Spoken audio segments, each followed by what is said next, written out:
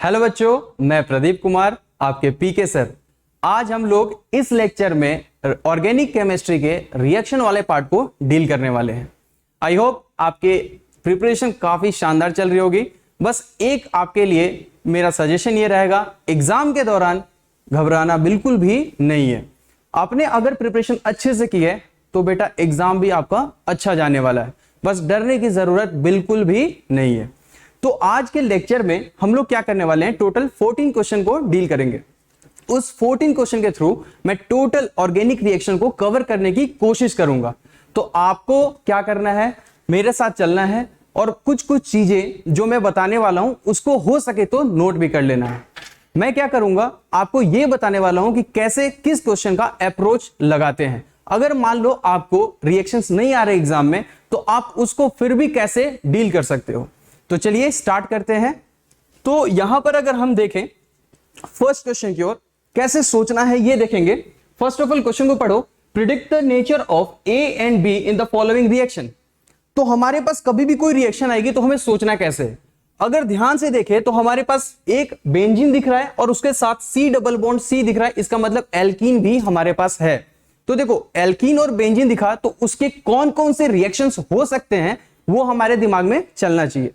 जैसा आप लोगों ने रिएक्शन मैकेनिज्म 2 तो पढ़ा ही होगा। जैसा कि मैं बोलूं ये है बेंजीन, तो बेंजीन आते ही सबसे हमारे दिमाग में पहले क्या ख्याल आता है कि अगर इलेक्ट्रोफाइल दिखेगा तो अपन ESR करेंगे, और अगर एल्कीन आता है तो क्या सोचेंगे। तो सबसे पहले मैं आपको यह बताऊंगा कि आज के बाद अगर आपको एल्कीन दिख गया तो आपको करना क्या है। तो देखो, अगर मुझे एल्कीन अगर दिख गया या एल्काइन दिख गया तो हमें सोचना क्या है बच्चों।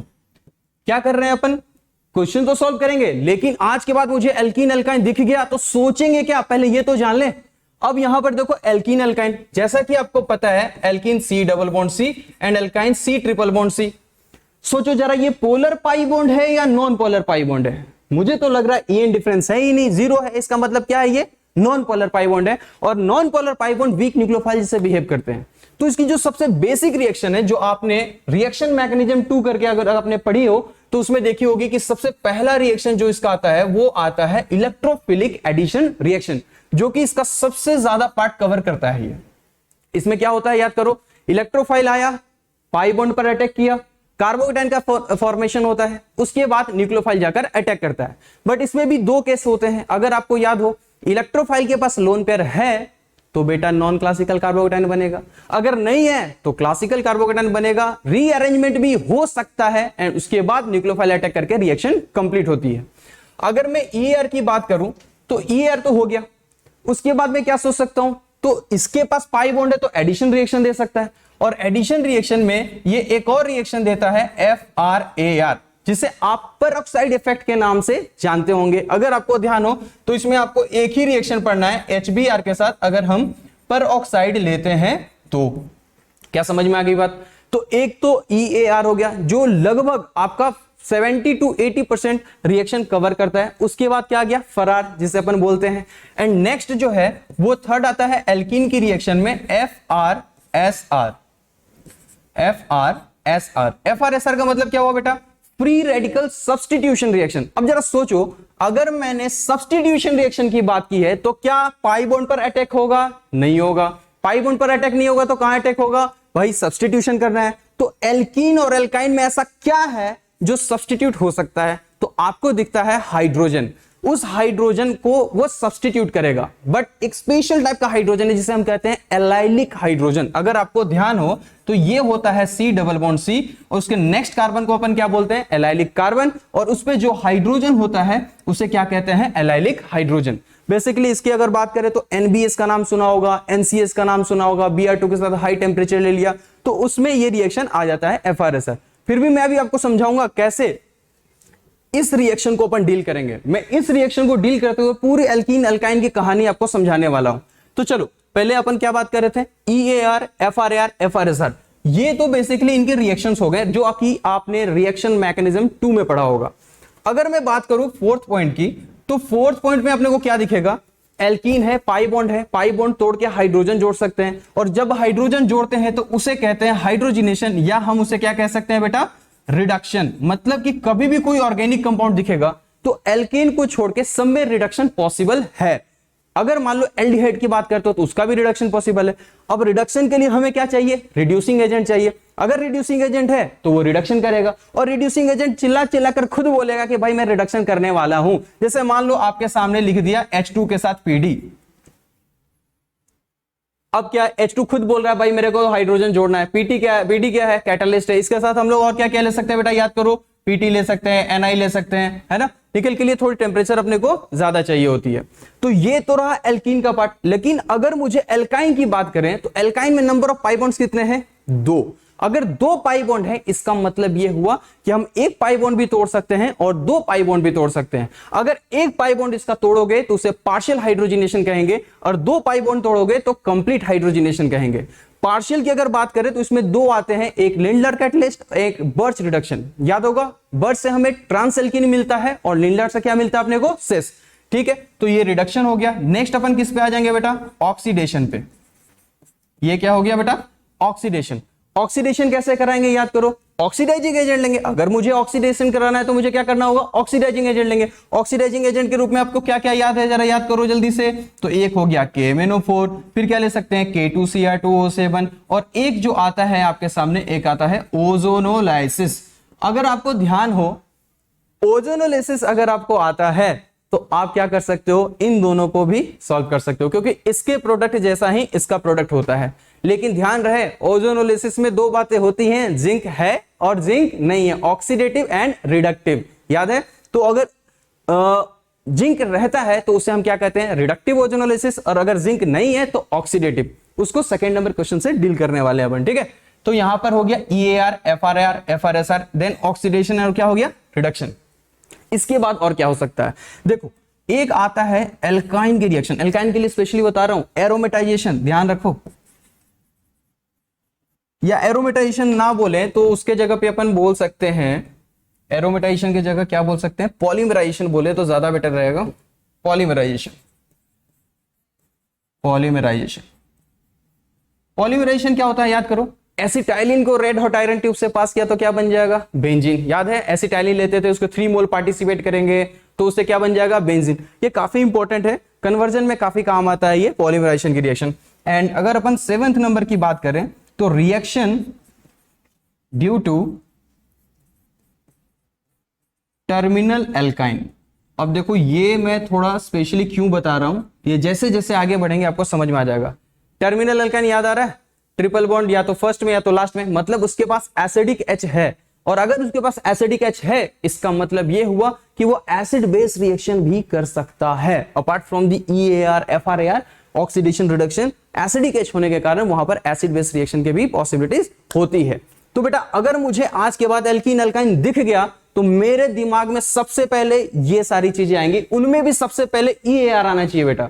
क्योंकि ये सारे जब आते हैं ना तो सारे चिल्ला के बोलते हैं, भाई देखो मैं ऑक्सीडाइजिंग एजेंट हूं, मुझे ऑक्सीडेशन करना है, मैं रिड्यूसिंग एजेंट हूं, भाई रिडक्शन करवा देना है अपने को। समझ में आई बात। पॉलीमराइजेशन रिएक्शन आपने पढ़ रखा होगा, आपके क्लास में टीचर ने चिल्ला चिल्ला के 5-6 बार इतनी बार बोल दी होगी, आपको याद होगा, रेड हॉट आयरन ट्यूब का एसिटाइलिन के साथ। और reaction due to terminal alkyne, जैसे जैसे अपन आगे बढ़ेंगे इसको और मैं अच्छे से क्लियर करते जाऊंगा। तो EAR की अगर मैं बात करूं, इसमें जो सबसे इंपॉर्टेंट पार्ट है वो क्या क्या हो सकता है, आपने पढ़ा होगा हैलोजिनेशन। हैलोजिनेशन का मतलब क्या हुआ, जैसे मैंने नाम बोला हैलोजिनेशन, हैलोजन जोड़ना है भाई, एल्कीन में हैलोजन जोड़ दिया तो हैलोजिनेशन हो गया। अगर हाइड्रोजन हैलोजन जोड़ा तो हाइड्रो हैलोजिनेशन हो जाएगा। इसमें एक बहुत इंपॉर्टेंट पार्ट है जो अपने को पढ़ना है, एल्कीन से अल्कोहल का फॉर्मेशन। अगर आपको याद हो तो एल्कीन से अल्कोहल प्रिपेयर करने के लिए अपन क्या करते हैं, एसिडिक हाइड्रेशन करते हैं। अगर आपको याद हो, H2O के साथ H+ ले लेते हैं, या ऑक्सीमर्क्यूरेशन डीमर्क्यूरेशन लेते हैं, या हाइड्रोबोरेशन ऑक्सीडेशन। ये 3 ध्यान रखना बहुत ही इंपॉर्टेंट है, क्योंकि इससे रिएक्शंस जो हैं वो किसी तरीके से रिलेट की जा सकती हैं। अगर आपको याद हो तो हाइड्रोबोरेशन ऑक्सीडेशन जो है in general anti Markovnikov rule के थ्रू एडिशन होता है H और OH का। जबकि OMDM की अगर बात करें, ऑक्सीमर्क्यूरेशन डीमर्क्यूरेशन की बात करें, तो उसमें मार्कोनिकोव रूल के अकॉर्डिंग H और OH का एडिशन होता है। लेकिन हमेशा होगा ऐसा जरूरी नहीं है, क्योंकि बेटा प्रोडक्ट देख के अपन डिसाइड करते हैं वो मार्कोनिकोव रूल के अकॉर्डिंग जाकर लगा है या एंटी मार्कोनिकोव के अकॉर्डिंग लगा है। ठीक है, तो उसके कॉन्सेप्ट पे जरूर आप ध्यान दें। तो चलिए अब आते हैं इस क्वेश्चन की ओर। यहां पर अगर देखें तो HBr है, और HBr देखते ही हमारे दिमाग में क्या आ रहा है कि Br पर पार्शियल नेगेटिव और H पर पार्शियल पॉजिटिव है। इसका मतलब यहां से इलेक्ट्रोफाइल क्या मिल सकता है, H+, और न्यूक्लियोफाइल क्या मिल सकता है, Br-। हमारे पास दो चीजें हैं। एल्कीन जो है वो वीक न्यूक्लियोफिलिक नेचर है, वो क्या है, न्यूक्लियोफाइल से तो पहला अटैक करेगा नहीं, वो किससे अटैक करेगा, H+ से। और H+ के साथ एल्कीन की रिएक्शन अगर हो रही है, इसका मतलब रिएक्शन किधर भागने वाला है बेटा, EAR। समझ में आ रही बात। अब आते हैं इधर, यहां अगर देखें तो ये है HBr के साथ पेरोक्साइड। पेरोक्साइड आ गया भाई, पेरोक्साइड ध्यान रखना, पेरोक्साइड आते ही EAR तो होने वाला नहीं है, ये क्या है, FRAR। समझ में आ रही बात बेटा, फ्री रेडिकल एडिशन रिएक्शन। अच्छा याद करो, क्या HCl के साथ पेरोक्साइड अपन रखेंगे तो क्या यहां पर free radical addition reaction mechanism के थ्रू प्रोडक्ट बनेगा, जल्दी से सोचो, नहीं बनेगा। वो किसके थ्रू बनेगा, EAR के थ्रू ही बनेगा। उम्मीद करता हूं ये सब आपने पढ़ रखा है, तो यह एक तरीके से क्विक रिवीजन ही है, इसलिए मैं पूरा यहां पर कॉन्सेप्ट नहीं बताऊंगा। समझ में आ रही बात ये। तो यहां पर HBr है, तो अपन क्या सोचेंगे भाई, ये मान लो 1 है कार्बन, ये है 2। अब सोचो क्या होता है, पहला अटैक किसका होगा, इलेक्ट्रोफाइल का, जाकर पाई बॉन्ड पर अटैक करेगा। भाई पाई बॉन्ड पर अटैक करने वाला है, इंटरमीडिएट क्या बनता है, याद करो, कार्बोकेटायन। तो अपन सोचेंगे, क्या सोचेंगे भाई, कार्बोकेटायन कहां बनना चाहिए, 2 पे बनेगा तो रेजोनेंस कर लेगा, लेकिन 1 पे बनेगा तो रेजोनेंस नहीं होगा। इसका मतलब बोलेंगे बेटा पाई बॉन्ड तुम जाओ 1 पे, 1 पर जाओगे तो 2 पर बनने वाला कार्बोकेटायन क्या होगा, स्टेबल। इसका मतलब यह 1 पे क्या हो जाएगा बेटा, हाइड्रोजन, 2 पे बनेगा कार्बोकेटायन, और उसके बाद ब्रोमीन वहां पर आकर लग जाएगा। तो एक ही अगर मैं बात करूं तो यहां पे पीएच मैंने किसके लिए लिख दिया, फिनाइल के लिए, उसके बाद यहां पर कार्बन, यहां पे कार्बन, और यहां पे लिख दिया ब्रोमीन। हाइड्रोजन इंडिकेट अभी नहीं कर रहा हूं। तो हमें ए मिल चुका है बेटा। ए कहां है, देखो जल्दी से, ए तो हमें पता चल रहा है, ये भी लिखा हुआ है, ये भी लिखा हुआ है, बट ये तो पॉसिबल है नहीं, इसको हटा दो, और यहां पर भी पॉसिबल नहीं है। ठीक, तो मैंने ऑप्शन एलिमिनेट कर दिया, 2 और 4 को हटा दिया, हमारे पास 1 और 3 बचे हुए हैं अभी भी। अब आते हैं HBr के साथ पेरोक्साइड, जल्दी से याद करो, HBr के साथ पेरोक्साइड आते ही इलेक्ट्रोफाइल कौन होता है, H होता है या Br रेडिकल होता है, याद करो, Br रेडिकल होता है।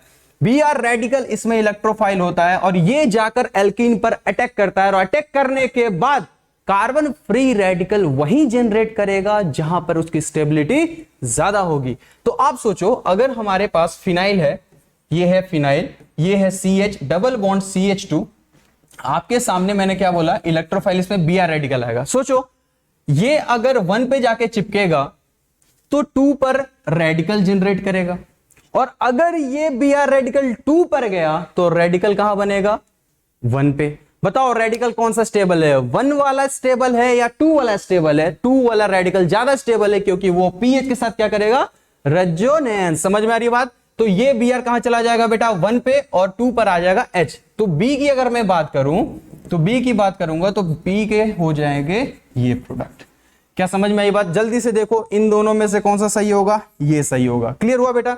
तो अब सुनो, एल्कीन और एल्काइन जब जब दिखेगा, सबसे पहले दिमाग में क्या छपना चाहिए, जल्दी से, EAR, उसके बाद क्या आना चाहिए, FRAR, उसके बाद क्या आना चाहिए, FRSR। ध्यान रखना, FRAR का तो एक ही रिएक्शन है, FRSR के लिए एलाइलिक हाइड्रोजन होना ही चाहिए, जो कि हाई टेम्परेचर पर Br2 के साथ होता है, या तो एक इसके लिए स्पेशल रिएजेंट लेते हैं, N-ब्रोमोसक्सेनामाइड, अगर आपको याद होगा। ठीक है, उसके बाद रिडक्शन, ऑक्सीडेशन, पॉलीमराइजेशन, और इनको देखने की जरूरत नहीं है, क्योंकि ये रिएजेंट खुद बोलेंगे भाई हम इसलिए ही आए हैं, ऑक्सीडेशन के लिए ही आए हैं या रिडक्शन के लिए आए हैं। ठीक है बेटा।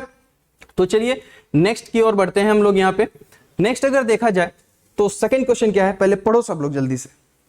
सेकंड क्वेश्चन ये कहता है, which compound will yield 5 keto 2 methyl hexanal upon treatment with O3H2O के साथ Zn दिया हुआ है।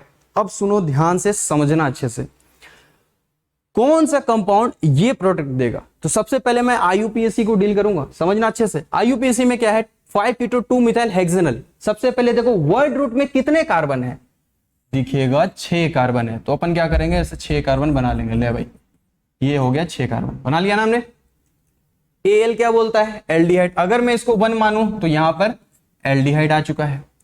अगर देखें 2 पर मिथाइल तो बोलेंगे भाई 1, 2 पर क्या है, मिथाइल, और फिर 5 पर क्या लगा देना है, कीटो। मतलब कुछ इस तरीके का अपने को प्रोडक्ट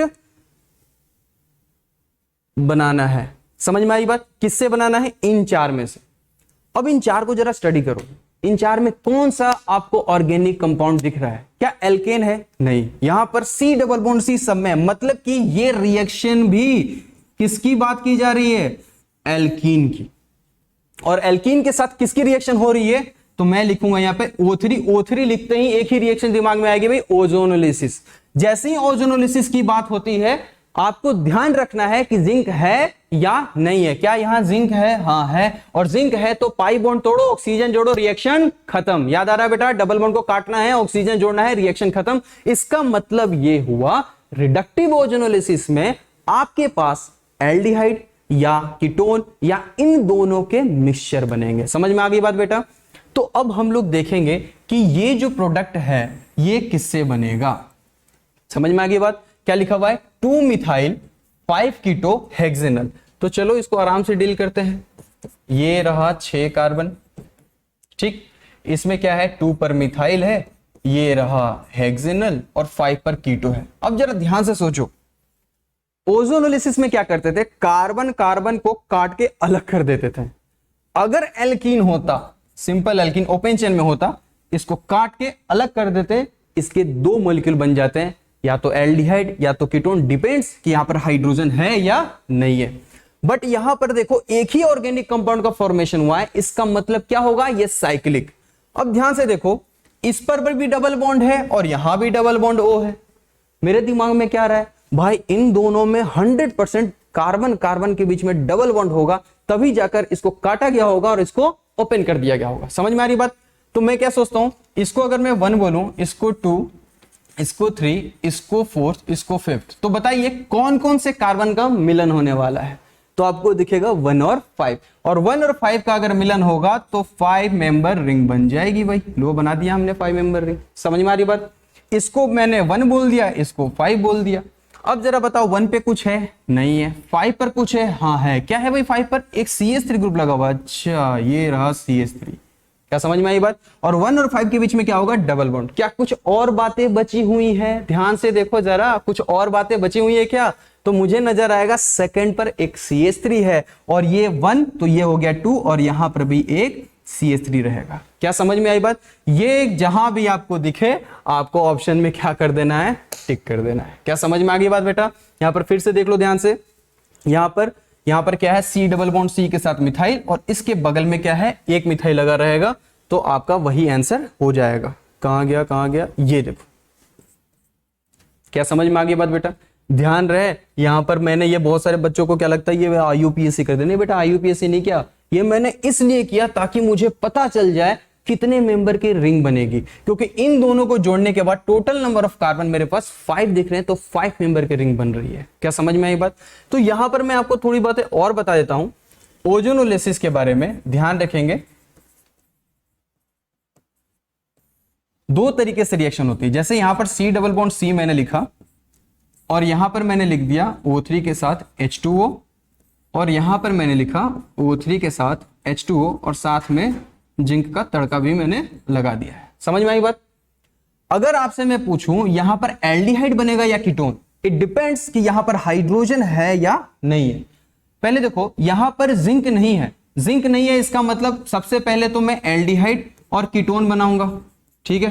क्योंकि अगर मैं इस C डबल बॉन्ड C को ऐसे काट दूं और ऑक्सीजन जोड़ दूं, तो यहां पर हाइड्रोजन है तो एल्डिहाइड है, और अगर हाइड्रोजन नहीं है तो एल्डिहाइड ना बन के क्या बनेगा? कीटोन, अगर कार्बन कार्बन हुआ तो। जिंक नहीं है तो जो एल्डिहाइड है वो फर्दर कहां चला जाएगा? रिस्पेक्टिव एसिड में। क्या समझ में आ गई बात बेटा? और कीटोन का फर्दर ऑक्सीडेशन नहीं होगा एट नॉर्मल कंडीशन। समझ में आ गई बात बेटा? जबकि अगर जिंक है तो या तो आपको एल्डिहाइड मिलेगा, या तो आपको कीटोन मिलेगा, और या तो आपका इसका मिक्सचर मिलेगा। अगेन वही पॉइंट, यहां पे हाइड्रोजन है तो एल्डिहाइड मिलेगा, अगर इन दोनों पे हाइड्रोजन नहीं है, सिर्फ कार्बन कार्बन है, तो कीटोन मिलेगा। और ये ओजोनोलिसिस की जो बात है वो इसके लिए भी वैलिड है। KMnO4 मिल जाए या K2Cr2O7 मिल जाए। क्या समझ में आ गई बात बेटा? तो एल्कीन और एल्काइन के जो रिएक्शंस है वो मैंने यहां पर अभी आपको बताया है, जिसमें मैंने आपको क्या क्या बोल दिया। जब भी एल्कीन एल्काइन दिखेगा, हमारे दिमाग में सबसे पहले इलेक्ट्रोफिलिक एडिशन रिएक्शन आएगी, उसके बाद free radical addition reaction, then FrSR, उसके बाद ऑक्सीडेशन रिडक्शन जो हर ऑर्गेनिक कंपाउंड में लगभग आपको मिलने वाला है, और उसके बाद reaction due to terminal alkyne वाली जो मैंने बात आपको बताई है। यहां तक क्लियर है? चलिए, तो अब हम लोग आते हैं नेक्स्ट क्वेश्चन की ओर।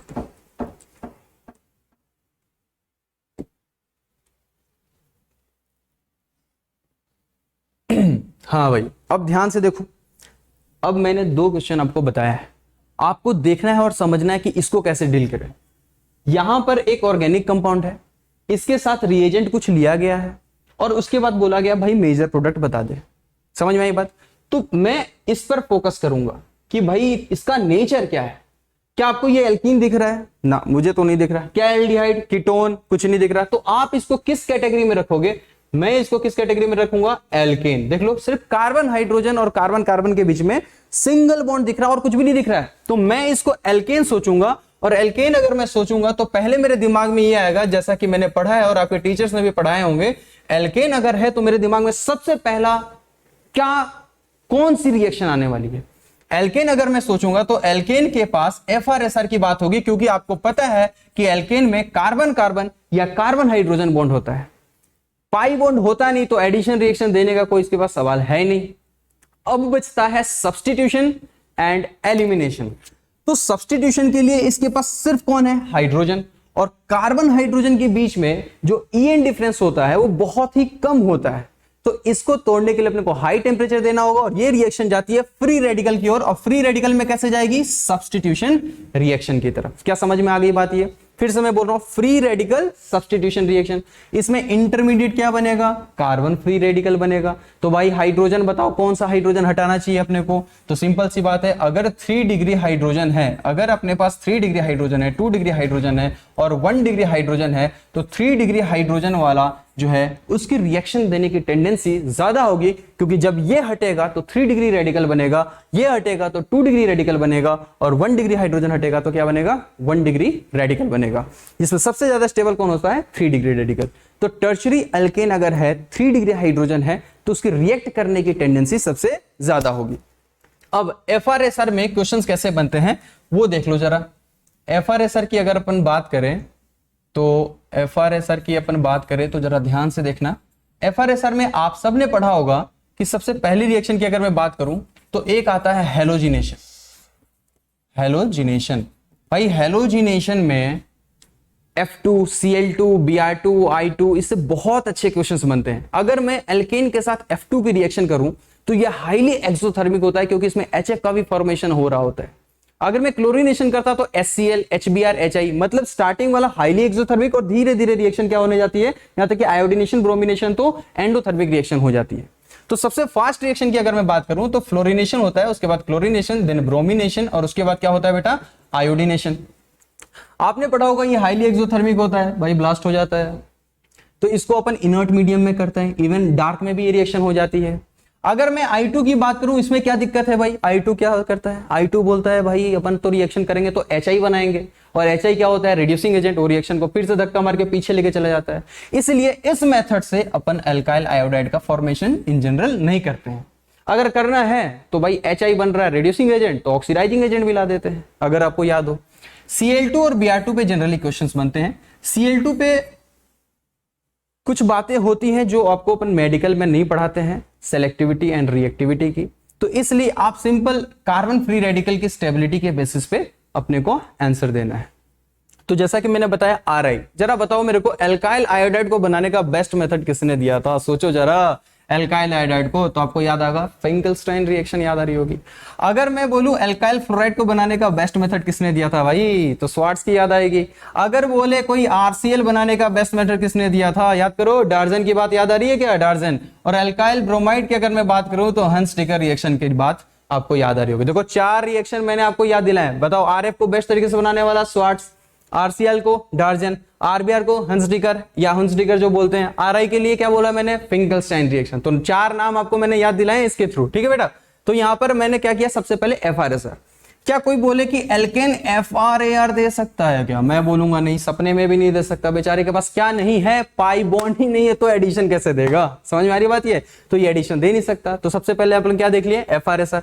FrSR के बाद आपने थोड़ी देर पहले बोलोगे कि सर आपने क्या बोला कि हर कंपाउंड रिडक्शन एंड ऑक्सीडेशन देता है।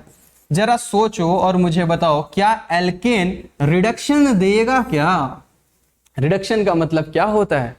पाई बॉन्ड तोड़ ले, हाइड्रोजन जोड़ ले, या ऑक्सीजन को हटा के हाइड्रोजन जोड़ दे। किसी तरीके से एडिशन किया तुमने हाइड्रोजन का, तो उसे रिडक्शन बोलेंगे। और एल्केन को अपन कहते थे किसी जमाने में सैचुरेटेड हाइड्रोकार्बन। याद आ रहा है क्या? सैचुरेटेड है भाई, उसमें और कुछ जोड़ ही नहीं सकते। कार्बन के 4 बॉन्ड होते हैं, उसमें कहां से तुम जोड़ोगे कुछ? तो ये रिडक्शन तो इससे होने वाला है नहीं। मैंने पहले क्या देखा? FR-SR, उसके बाद मेरे दिमाग में आएगा ऑक्सीडेशन। ध्यान रहे बेटा, क्या आएगा बेटा? ऑक्सीडेशन। और ये ऑक्सीडेशन जो है इंपॉर्टेंट है, आपके एनसीईआरटी में दिया हुआ है, जो आपको याद रखना है। MTR लिख रहा हूं, ध्यान रखना बेटा। MTR मतलब मुझे तो रट ले बेटा, है ना। ऑक्सीडेशन रिएजेंट बेस्ड है। जैसे कॉपर को लेंगे तो क्या होगा, मोलिब्डेनम ऑक्साइड को लेंगे तो क्या होगा, मैंगनीज एसीटेट को लेंगे तो क्या होगा, ये जाकर आज के आज रट लेना है, एनसीईआरटी में आ सकता है। एक और आता है इसमें KMnO4 के साथ, तो ध्यान रहे, अगर एल्केन ने KMnO4 को देखा तो एल्केन अल्कोहल का फॉर्मेशन करेगा, बट कंडीशन यह है कि उस एल्केन के पास 3 डिग्री हाइड्रोजन होना चाहिए। अगर है तो अल्कोहल बनाएगा, अगर नहीं है तो वह अल्कोहल नहीं बनाएगा। क्या समझ में आई बात? तो एल्केन देखते ही आज के बाद दिमाग में क्या आना चाहिए? FR-SR। उसके बाद क्या आना चाहिए? ऑक्सीडेशन। और उसके बाद हमारे दिमाग में आएगा आइसोमेराइजेशन रिएक्शन। ये भी आपके एनसीईआरटी में आइसोमर का फॉर्मेशन करते हैं। जैसे अगर आपके पास N पेंटेन है और आपको आइसोपेंटेन बनाना है, तो आप इसके लिए ले सकते हैं AlCl3 के साथ HCl। क्या ले सकते हैं? AlCl3 के साथ HCl। अगर आपने ये लिया तो N पेंटेन को आइसोपेंटेन में कन्वर्ट कर देगा, नियोपेंटेन में कर देगा। तो मतलब ब्रांचिंग को लेकर आता है ये। उसके बाद एक क्वेश्चन और है जिस पर आपके एग्जाम में पहले भी क्वेश्चन आ चुका है, क्रैकिंग, या इसे हम बोलते हैं पायरोलिसिस। नाम से ही सोचो क्या लग रहा है? पायरो का मतलब क्या होता है? हीट। लाइसिस का मतलब तोड़ दिया, हीट करके तोड़ दिया। एल्केन को हाई टेम्परेचर पर तोड़ देते हैं। तोड़ने के बाद छोटे छोटे एल्केन और एल्कीन का फॉर्मेशन होता है, जिसमें एनसीईआरटी कहती है वो ओवरऑल रिएक्शन एलिमिनेशन रिएक्शन जैसा हो रहा है, क्योंकि उसमें एल्कीन का फॉर्मेशन होता है। तो इन जनरल अपन बोल देते हैं फ्री रेडिकल एलिमिनेशन रिएक्शन के थ्रू एल्कीन का फॉर्मेशन हो रहा होगा। तो क्रैकिंग और पायरोलिसिस दिमाग में रखना है, पेट्रोलियम इंडस्ट्री में इसका एप्लीकेशन भी है। तो आइसोमराइजेशन हो गया, AlCl3HCl हो गया, आपको मैंने ऑक्सीडेशन बता दिया। और एक बहुत इंपॉर्टेंट एरोमेटाइजेशन, लास्ट पॉइंट इसका। ये एरोमेटाइजेशन क्या है भाई? नाम से क्या लग रहा है? एरोमेटिक में कन्वर्ट कर देना भाई। किस में कन्वर्ट करना है? एरोमेटिक में। मतलब एल्केन होता है मान लो ओपन चेन, इसको अपन एरोमेटिक में कन्वर्ट करेंगे। हाँ भाई करना है। और इसमें क्या करते हैं, ध्यान से सुनो, क्रोमियम, मॉलिब्डेनम और वेनेडियम, इनके ऑक्साइड के साथ एल्यूमिनियम का ऑक्साइड लेते हैं और 200 से 300 डिग्री सेल्सियस पे जाके इसको हीट करते हैं, तो ये बेंजीन का फॉर्मेशन कर सकता है या एरोमेटिक कंपाउंड का। मुझे एक बात बताओ, बेंजीन में मिनिमम कितने कार्बन? 6। तो एल्केन कैसा होना चाहिए? मिनिमम 6 कार्बन होने चाहिए। तो अगर आज के बाद एल्केन आया, दिमाग में क्या क्या छपना चाहिए? जल्दी बोल। FR-SR, FR-SR के बाद ऑक्सीडेशन, आइसोमराइजेशन, क्रैकिंग और एरोमेटाइजेशन। हाँ, तो भाई FR-SR के लिए आपको पता है हेलोजिनेशन, हेलोजिनेशन के बाद नाइट्रेशन। ध्यान रखना भाई, वेपर फेज नाइट्रेशन होता है। एक और बात, सिर्फ HNO3 लेने से नाइट्रेशन नहीं होगा, क्योंकि HNO3 क्या है? एसिड है, वो छोड़ देगा H+। एल्केन बोलेगा भाई साहब हम तो फ्री रेडिकल देने वाले रिएक्शन है, तुम आयंस के फॉर्म में आ रहे हो, इसीलिए अपन उसको वेपर फेज में लेके जाते हैं, हाई टेम्परेचर पर लेके जाते हैं, जिससे वो रेडिकल के फॉर्म में ब्रेक हो जाए। और उसके बाद आता है सल्फोनेशन। 3 रिएक्शन हो गए, इसकी बातें मैंने कर दी। उसके बाद क्या आया? ऑक्सीडेशन, देन आइसोमराइजेशन, उसके बाद क्रैकिंग, और उसके बाद क्या गया? एरोमेटाइजेशन। एरोमेटाइजेशन में रिएजेंट क्या हुआ? क्रोमियम, मोलिब्डेनम और वेनेडियम का ऑक्साइड के साथ एल्यूमिनियम का ऑक्साइड लेते हैं, तब जाके हमें क्या मिलता है? Aromatic compound. अब अगर ध्यान से देखें इस क्वेश्चन को, तो जरा देखो ध्यान से, ये कौन था? एल्केन था। एल्केन के साथ कौन आया भाई? क्रोमियम का ऑक्साइड आ गया क्या? अगर इसका ऑक्साइड आ गया है, इसका मतलब एरोमेटाइजेशन करने वाला है। बट मिनिमम कितने कार्बन होने चाहिए? 6। क्या 6 है? देख ले बेटा, 6 कार्बन है। अगर 6 कार्बन है तो सबसे पहले ये क्या करेगा? साइक्लाइजेशन करेगा, और उसके बाद फाइनली इससे और हाइड्रोजन निकलेंगे और बेंजीन का फॉर्मेशन बनेगा। तो एक तरीके से इसे हम डिहाइड्रोजिनेशन भी कह सकते हैं। क्यों? क्योंकि पहले 2 हाइड्रोजन निकले और फिर 6 हाइड्रोजन निकले, और आंसर क्या हो जाएगा? बेंजीन। अब इसमें एक क्वेश्चन मैं आपके सामने दे रहा हूं और आपको सोचना है इसमें प्रोडक्ट क्या बनेगा। Total number of carbon check करो, 7 हो गए, और यहां पर भी मैंने क्या बोल दिया? क्रोमियम का ऑक्साइड प्लस एल्यूमिनियम का ऑक्साइड और उसके साथ हीट कर दिया। जरा सोचो और बताओ कि इसमें क्या बनना चाहिए, क्योंकि 6 कार्बन था तो बेंजीन बना दिया। अब तो सर ने 7 कार्बन दे दिया, उसका तो कोई बेंजीन होता नहीं है भाई, क्यों? तो जरा सोचो जल्दी से। तो फिर से दिमाग क्या आना चाहिए, 6 मेंबर की रिंग बनानी है, 1 2 3 4 5 6, इसको छोड़ देना है। तो 6 कार्बन की जब रिंग बनाओगे तो ये वाला कहां चला गया, ऊपर। कितने हाइड्रोजन हटाए बेटा, 2। अब इसमें से कितने हाइड्रोजन हटा देना है, 3H2 हटा देना है। तो यहां पर ध्यान से देखो, ये ऐसे बन जाएगा। क्या बोलते हैं इसको, टॉल्यूइन बोलते हो क्या, याद है? चलो ठीक है। तो ये रहा एल्केन का पार्ट। यहां तक समझ में आया बेटा? क्लास 11th का पार्ट 2 आओ। तो हाइड्रोकार्बन में बेंजीन बचा हुआ है। तो अब आते हैं बेंजीन के साइड। तो पहले क्वेश्चन को पढ़ो पहले। ये रहा बेंजीन। बेंजीन जो है ये किससे रिएक्शन कर रहा है, ये पहले देखो जल्दी से। यहां पर ये जो बेंजीन जो है ये रिएक्शन किससे कर रहा है, इथाइल क्लोराइड से। और किसके साथ कर रहा है, aluminium chloride. In nitrobenzene as a solvent लिया गया है। देखो बेटा, तो सबसे इंपॉर्टेंट बातें मैं बता रहा हूं। अगर रिएक्शन आ रहा है, आपको ऐसे देख के समझ में आ गया, अच्छी बात है। बट मैं आपसे रिक्वेस्ट कर रहा हूं कि अगर दिक्कत हुई ना, तो सबसे पहले उसका स्ट्रक्चर बना दे। बोला ना बेंजीन, बोल बेटा बेंजीन ऐसे, क्योंकि तुम्हें आदत है इस तरीके से लिखने की। समझ में आ रही बात? ऐसे देखने की आदत नहीं है तुम्हें, ऐसे देखने की आदत। बना ले बेंजीन। बेंजीन के बाद क्या बोला, इथाइल क्लोराइड। लिखेंगे आराम से, CH3 CH2 Cl, लिख दिया हमने। उसके बाद क्या बोला है, AlCl3। अच्छा चलो भाई लिख देते हैं AlCl3। उसके बाद क्या बोला है, नाइट्रोबेंजीन एज सॉल्वेंट भी है, लगा देते हैं नाइट्रोबेंजीन। यहाँ पे ये रहा नाइट्रोबेंजीन, NO2 लगा दिया ना हमने। अब यहां पर क्या होगा सोचना है। तो बताओ यहां पर क्या ये एल्केन है क्या, नहीं। क्या ये एल्कीन है, नहीं। क्या ये एल्काइन है, नहीं। अब कुछ बच्चे बोलेंगे सर एल्कीन में C डबल बॉन्ड C है, यहां भी C डबल बॉन्ड C है। अगर आपको याद हो तो बेंजीन एरोमेटिक कंपाउंड है, जनरली एडिशन रिएक्शन नहीं देता, इसकी एरोमेटिसिटी क्या होती है, खत्म। याद आ रहा है बेटा? तो यहां पर ये एडिशन रिएक्शन देने वाला नहीं है। ये क्या चाहेगा, मैं कुछ ऐसी रिएक्शन दूं जिससे मेरी एरोमेटिसिटी बरकरार रहे। भाई मेरे को चाहिए फुल इज्जत, वो वाली बात हो गई यहाँ पे।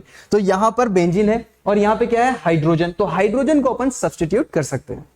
तो चलो पहले ये देखेंगे, बेंजीन अगर अपने को दिखेगा या बेंजीन के डेरिवेटिव आपको दिखेंगे तो क्या सोचना चाहिए। तो मुझे क्या लगता है कि पाई इलेक्ट्रॉन्स हैं और ये भी वीक न्यूक्लियोफाइल जैसा बिहेव करेगा। ठीक है, वीक न्यूक्लियोफाइल जैसा बिहेव करेगा। पाई इलेक्ट्रॉन से बेंजीन के ऊपर नीचे घूम रहे हैं। भाई न्यूक्लियोफाइल आएगा तो बोलेगा रिपल्शन, तुम कैसे आ रहे हो। तो मतलब कि सबसे पहला अप्रोच ही इलेक्ट्रोफाइल के साथ करता है। आपने ये सब ESR में पढ़ा होगा। तो सबसे पहले हमारे दिमाग में क्या आना चाहिए इसको लेके, ESR। अब कोई बच्चा बोले सर EAR नहीं आ सकता, आ सकता है भाई, क्यों नहीं आ सकता। लेकिन EAR फेवरेबल रिएक्शन होगी या ये ESR होगी। ESR क्यों, क्योंकि इसकी एरोमेटिसिटी खत्म नहीं होने वाली है। क्या कोई बच्चा बोले FRAR नहीं हो सकता, हो सकता है, वो भी क्वेश्चन कराने वाला हूं, टेंशन ना लो। ESR हो गया। ESR के बाद अगर मुझे सोचना है तो मैं क्या सोचूंगा, ESR हो गया बेटा। ESR के बाद सबसे अच्छा मैंने क्या बताया था, रिडक्शन। पाई बॉन्ड है ना, रिडक्शन तो कर ही सकते हैं, तोड़ देंगे पाई बॉन्ड को H2PD के साथ। अब बोलोगे सर अब तो पाई बॉन्ड तोड़ रहे हो, पहले नहीं तोड़ रहे थे। तोड़ सकते हैं, एक्टिवेशन एनर्जी ज्यादा चाहिए होगी एज कंपेयर टू ESR पे। ESR में जो चाहिए होता है उससे ज्यादा चाहिए, क्योंकि ओवरऑल रिएक्शन एक्सोथर्मिक होगी, ऐसा नहीं है। लेकिन यहां पर पाई बॉन्ड तोड़ने के लिए अपने को एनर्जी ज्यादा चाहिए होगी। ठीक है, तो ये हो गया रिडक्शन, ये हो गया ESR। और अब क्या आएगा बेटा, ऑक्सीडेशन। यहां पर मैं बेंजीन की बात कर रहा हूं, ध्यान रखे बेंजीन डेरिवेटिव में बहुत सारी चीजें चेंज हो जाएंगी। नेक्स्ट स्लाइड में वो भी बताऊंगा, ध्यान से सुनो। ESR, रिडक्शन, ऑक्सीडेशन, ये 3 बातें इसकी हैं और इससे ज्यादा है ही क्या इसके पास। ऑक्सीडेशन करने के लिए क्या आएगा, ऑक्सीडाइजिंग एजेंट, ओजोनोलिसिस फिर से आ जाएगा, पाई बॉन्ड काट के ऑक्सीजन जोड़ देंगे। और एक बहुत ही इंपॉर्टेंट है बेटा V2O5, ध्यान रखना एग्जाम में आ चुका है। टेम्परेचर बेस्ड रिएक्शन है, एक में फिनोल बनता है, याद आ रहा है कुछ, ठीक है, और एक में मैलिक एनहाइड्राइड बनता है। रिडक्शन के लिए क्या दिमाग में रखना है भाई, H2PD आ जाएगा, तोड़ देगा इसको, तोड़ के साइक्लोहेक्सेन बना देगा। ठीक है, बर्च रिडक्शन भी इसको रिड्यूस कर सकता है। बर्च रिडक्शन में क्या होता है, कुछ इस तरीके से प्रोडक्ट का फॉर्मेशन होता है। ठीक है, एक पाई बॉन्ड तोड़ देते हैं अपन उसमें। ESR पर फोकस करना है अपने को। ESR, इलेक्ट्रोफिलिक सब्स्टिट्यूशन रिएक्शन, इसमें क्या क्या बातें हो सकती है, मुझे क्या क्या आता है। सबसे पहले तो हेलोजिनेशन कर सकते हैं। अच्छा बेटा, हेलोजिनेशन मैंने बोला, इसका मतलब आप क्या समझे। हेलोजिनेशन जैसे ही मैं बोलता हूं, इसका मतलब क्या समझे कि हेलोजन लेके आना है। एल्कीन में हेलोजिनेशन बोल रहा हूं, इसका मतलब EAR की में अगर मैं बात करता हूं तो वहां पे पाई बॉन्ड तोड़ के हेलोजन जोड़ना है। लेकिन अगर मैं बेंजीन में हेलोजिनेशन की बात करता हूं तो यहां पर हाइड्रोजन को हटाकर अपने को क्या करना है बेटा, इलेक्ट्रोफाइल लगाना है और उस इलेक्ट्रोफाइल में हेलोजन को लेके आएंगे। हेलोजिनेशन की बात अगर बात करें तो इसमें आ जाएगा क्या, नाइट्रेशन। ठीक, नाइट्रेशन का मतलब NO2 लेके आ जाएंगे। फिर क्या लेके आ सकते हैं बेटा, सल्फोनेशन लेके आ सकते हैं, बोलेंगे भाई SO3H लगाना है अपने को। ठीक, उसके बाद क्या कर सकते हैं बेटा, जो सबसे इंपॉर्टेंट रिएक्शन है जिससे बहुत सारे चांसेस हैं क्वेश्चंस आने के, क्योंकि इसमें बहुत सारे क्वेश्चंस फ्रेम हो सकते हैं बेटा। अगर आपको ध्यान है तो बहुत अच्छी बात है, कुछ पॉइंट्स तो मैं बता रहा हूं, नहीं तो कॉपी में जाकर जरूर देख लेना है। एनसीईआरटी में बहुत अच्छे अच्छे पॉइंट्स हैं, इससे बहुत अच्छे क्वेश्चन फ्रेम होते हैं। फ्रीडल क्राफ्ट रिएक्शन जिसमें एक होता है एल्काइलेशन और एक होता है एसाइलेशन। एसाइल लगाए तो एसाइलेशन, एल्काइल लगाए तो एसाइलेशन। उसके बाद Gattermann coach reaction and Gattermann aldehyde synthesis. ठीक है, गटरमैन की बात कर लेते हैं। Gattermann coach and Gattermann aldehyde. ठीक, अब ये रिएक्शन को अगर आपने कवर कर लिया ना तो बेंजीन डेरिवेटिव के मैक्सिमम रिएक्शन आपके कवर हो जाएंगे। कहीं भी बेंजीन या बेंजीन के डेरिवेटिव दिख गए ना, अपने को तो ऐसे ही सोचना है भाई। बाकी ऑक्सीडेशन रिडक्शन तो चिल्ला के बोलेगा भाई रिड्यूसिंग एजेंट है रिडक्शन करा दे, ऑक्सीडाइजिंग एजेंट है ऑक्सीडेशन करा दे, बस इतना ही दिमाग में रखना है अपने को। तो मैं आपको बता क्या रहा हूं, अप्रोच कैसे लगाना है। मुझे बेंजीन या बेंजीन डेरिवेटिव दिखा, हमारे दिमाग में ये छपना चाहिए। अगर छप रहा है तभी जाओगे, नहीं तो आप क्लास में कैसे पढ़े हो, आज पढ़े बेंजीन के क्वेश्चन, बेंजीन के क्वेश्चन सॉल्व कर लिए, मजा आ गया, वाह। आज पढ़े हाइड्रोकार्बन में एल्केन, एल्केन के क्वेश्चन बनाया, मजा आ गया। लेकिन जिस दिन ऑर्गेनिक खत्म होती है उस दिन अच्छा इसमें क्या लगेगा, ये दिमाग में नहीं आता। तो इसलिए बोल रहा हूं ऑर्गेनिक कंपाउंड पे फोकस करो और सोचो ये क्या क्या रिएक्शन शो कर सकता है, क्या क्या इसके पास टेंडेंसी है। समझ में आई बात। तो यहां पर मुझे ये सारी बातें दिमाग में आ रही है।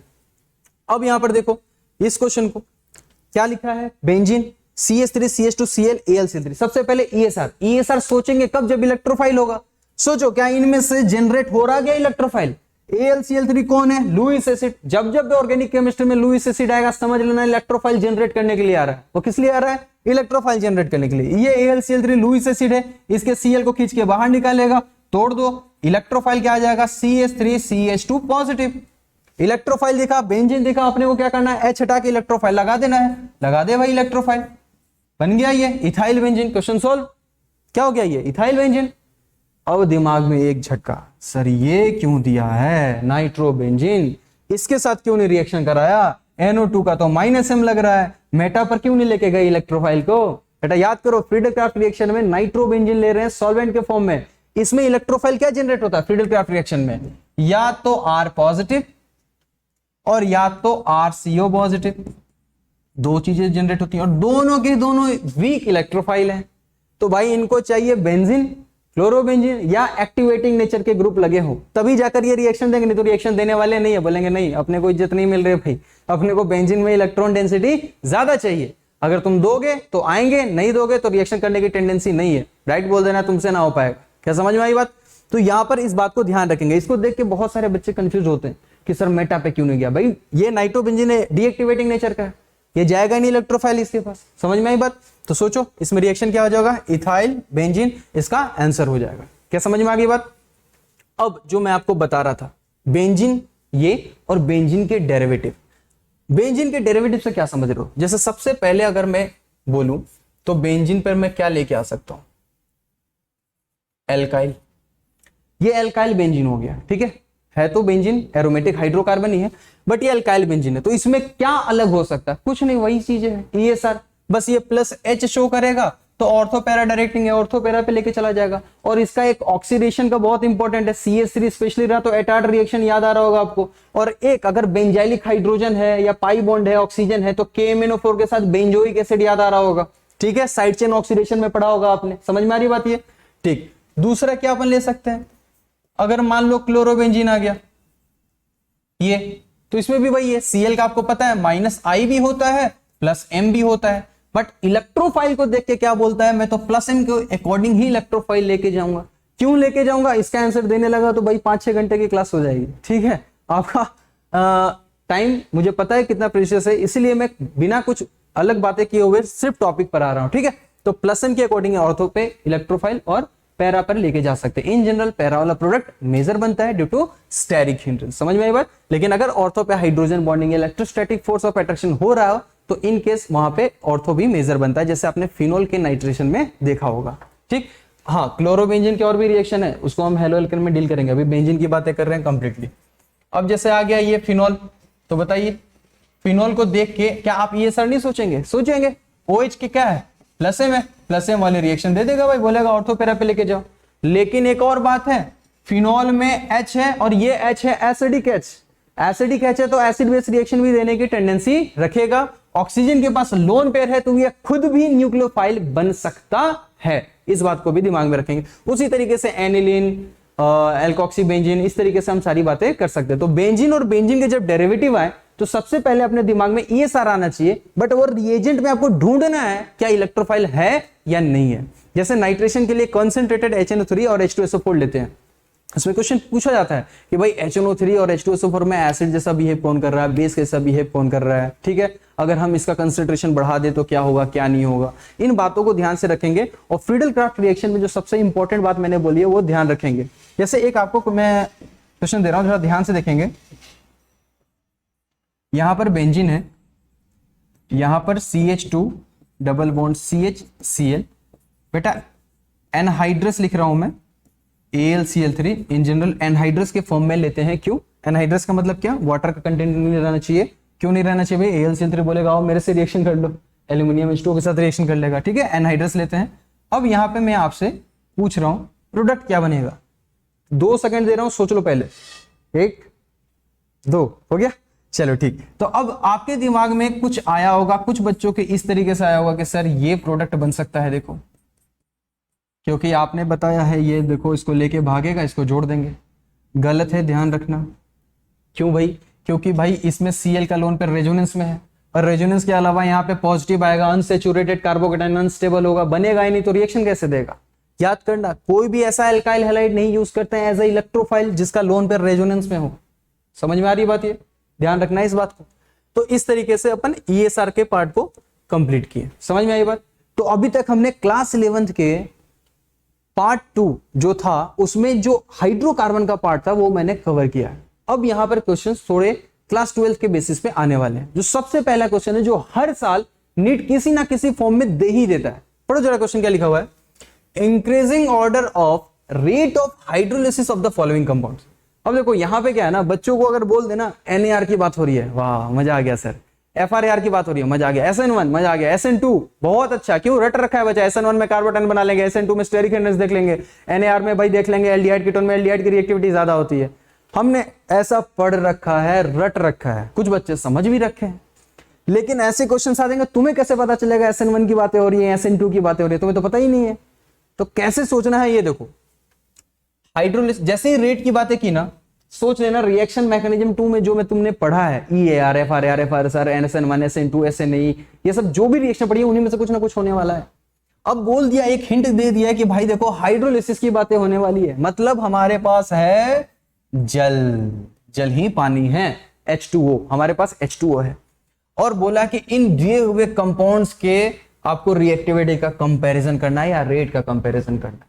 तो पहले मैं इसको देखूंगा और सोचूंगा भाई इसके पास लोन पेयर है, अगर लोन पेयर है तो ये बन जाएगा न्यूक्लियोफाइल या ये बन सकता है बेस। बेस और न्यूक्लियोफाइल में डिफरेंस पता ही है। बेस क्या करेगा, बेस कब बनेगा, जब अपना ये इलेक्ट्रॉन किसी एसिडिक H को देगा और उसको छोड़ के किसी को दिया तो वो न्यूक्लियोफाइल बन जाएगा। समझ में आ रही बात ये? और एसिड बेस रिएक्शन फास्ट होते हैं as compare to nucleophile reaction. ठीक है, तो अब जरा देखिए इधर, समझिए कैसे सोचना है। अब देखो H2 है ना, हमारे पास न्यूक्लियोफाइल है, ध्यान से देखना बेटा। मेरे पास मान लो न्यूक्लियोफाइल है, बेस नहीं कंसीडर कर रहा हूं, न्यूक्लियोफाइल है, तो मैं क्या क्या सोच सकता हूं भाई। न्यूक्लियोफाइल से रिलेटेड कौन कौन सी रिएक्शन है? NAR पढ़ा है क्या, न्यूक्लियोफिलिक एडिशन रिएक्शन। और क्या है? NSR। ये दो ही तो रिएक्शन है भाई, और क्या सोचेंगे अपन। ये दो रिएक्शन तो आ गया, NAR या NSR, दो ही रिएक्शन हो सकती है।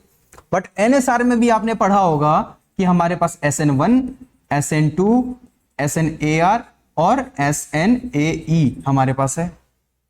4 टाइप के रिएक्शन हो जाएंगे NSR में, तो इन्हीं में से कुछ रिएक्शन होने वाली है। अब जैसे NAR की बात आती है तो तुम्हारे दिमाग में क्या आता है, NAR कौन से कंपाउंड देते हैं? तो बच्चे बोलते हैं सर एल्डिहाइड कीटोन। भाई सिर्फ एल्डिहाइड कीटोन देते हैं क्या? नहीं।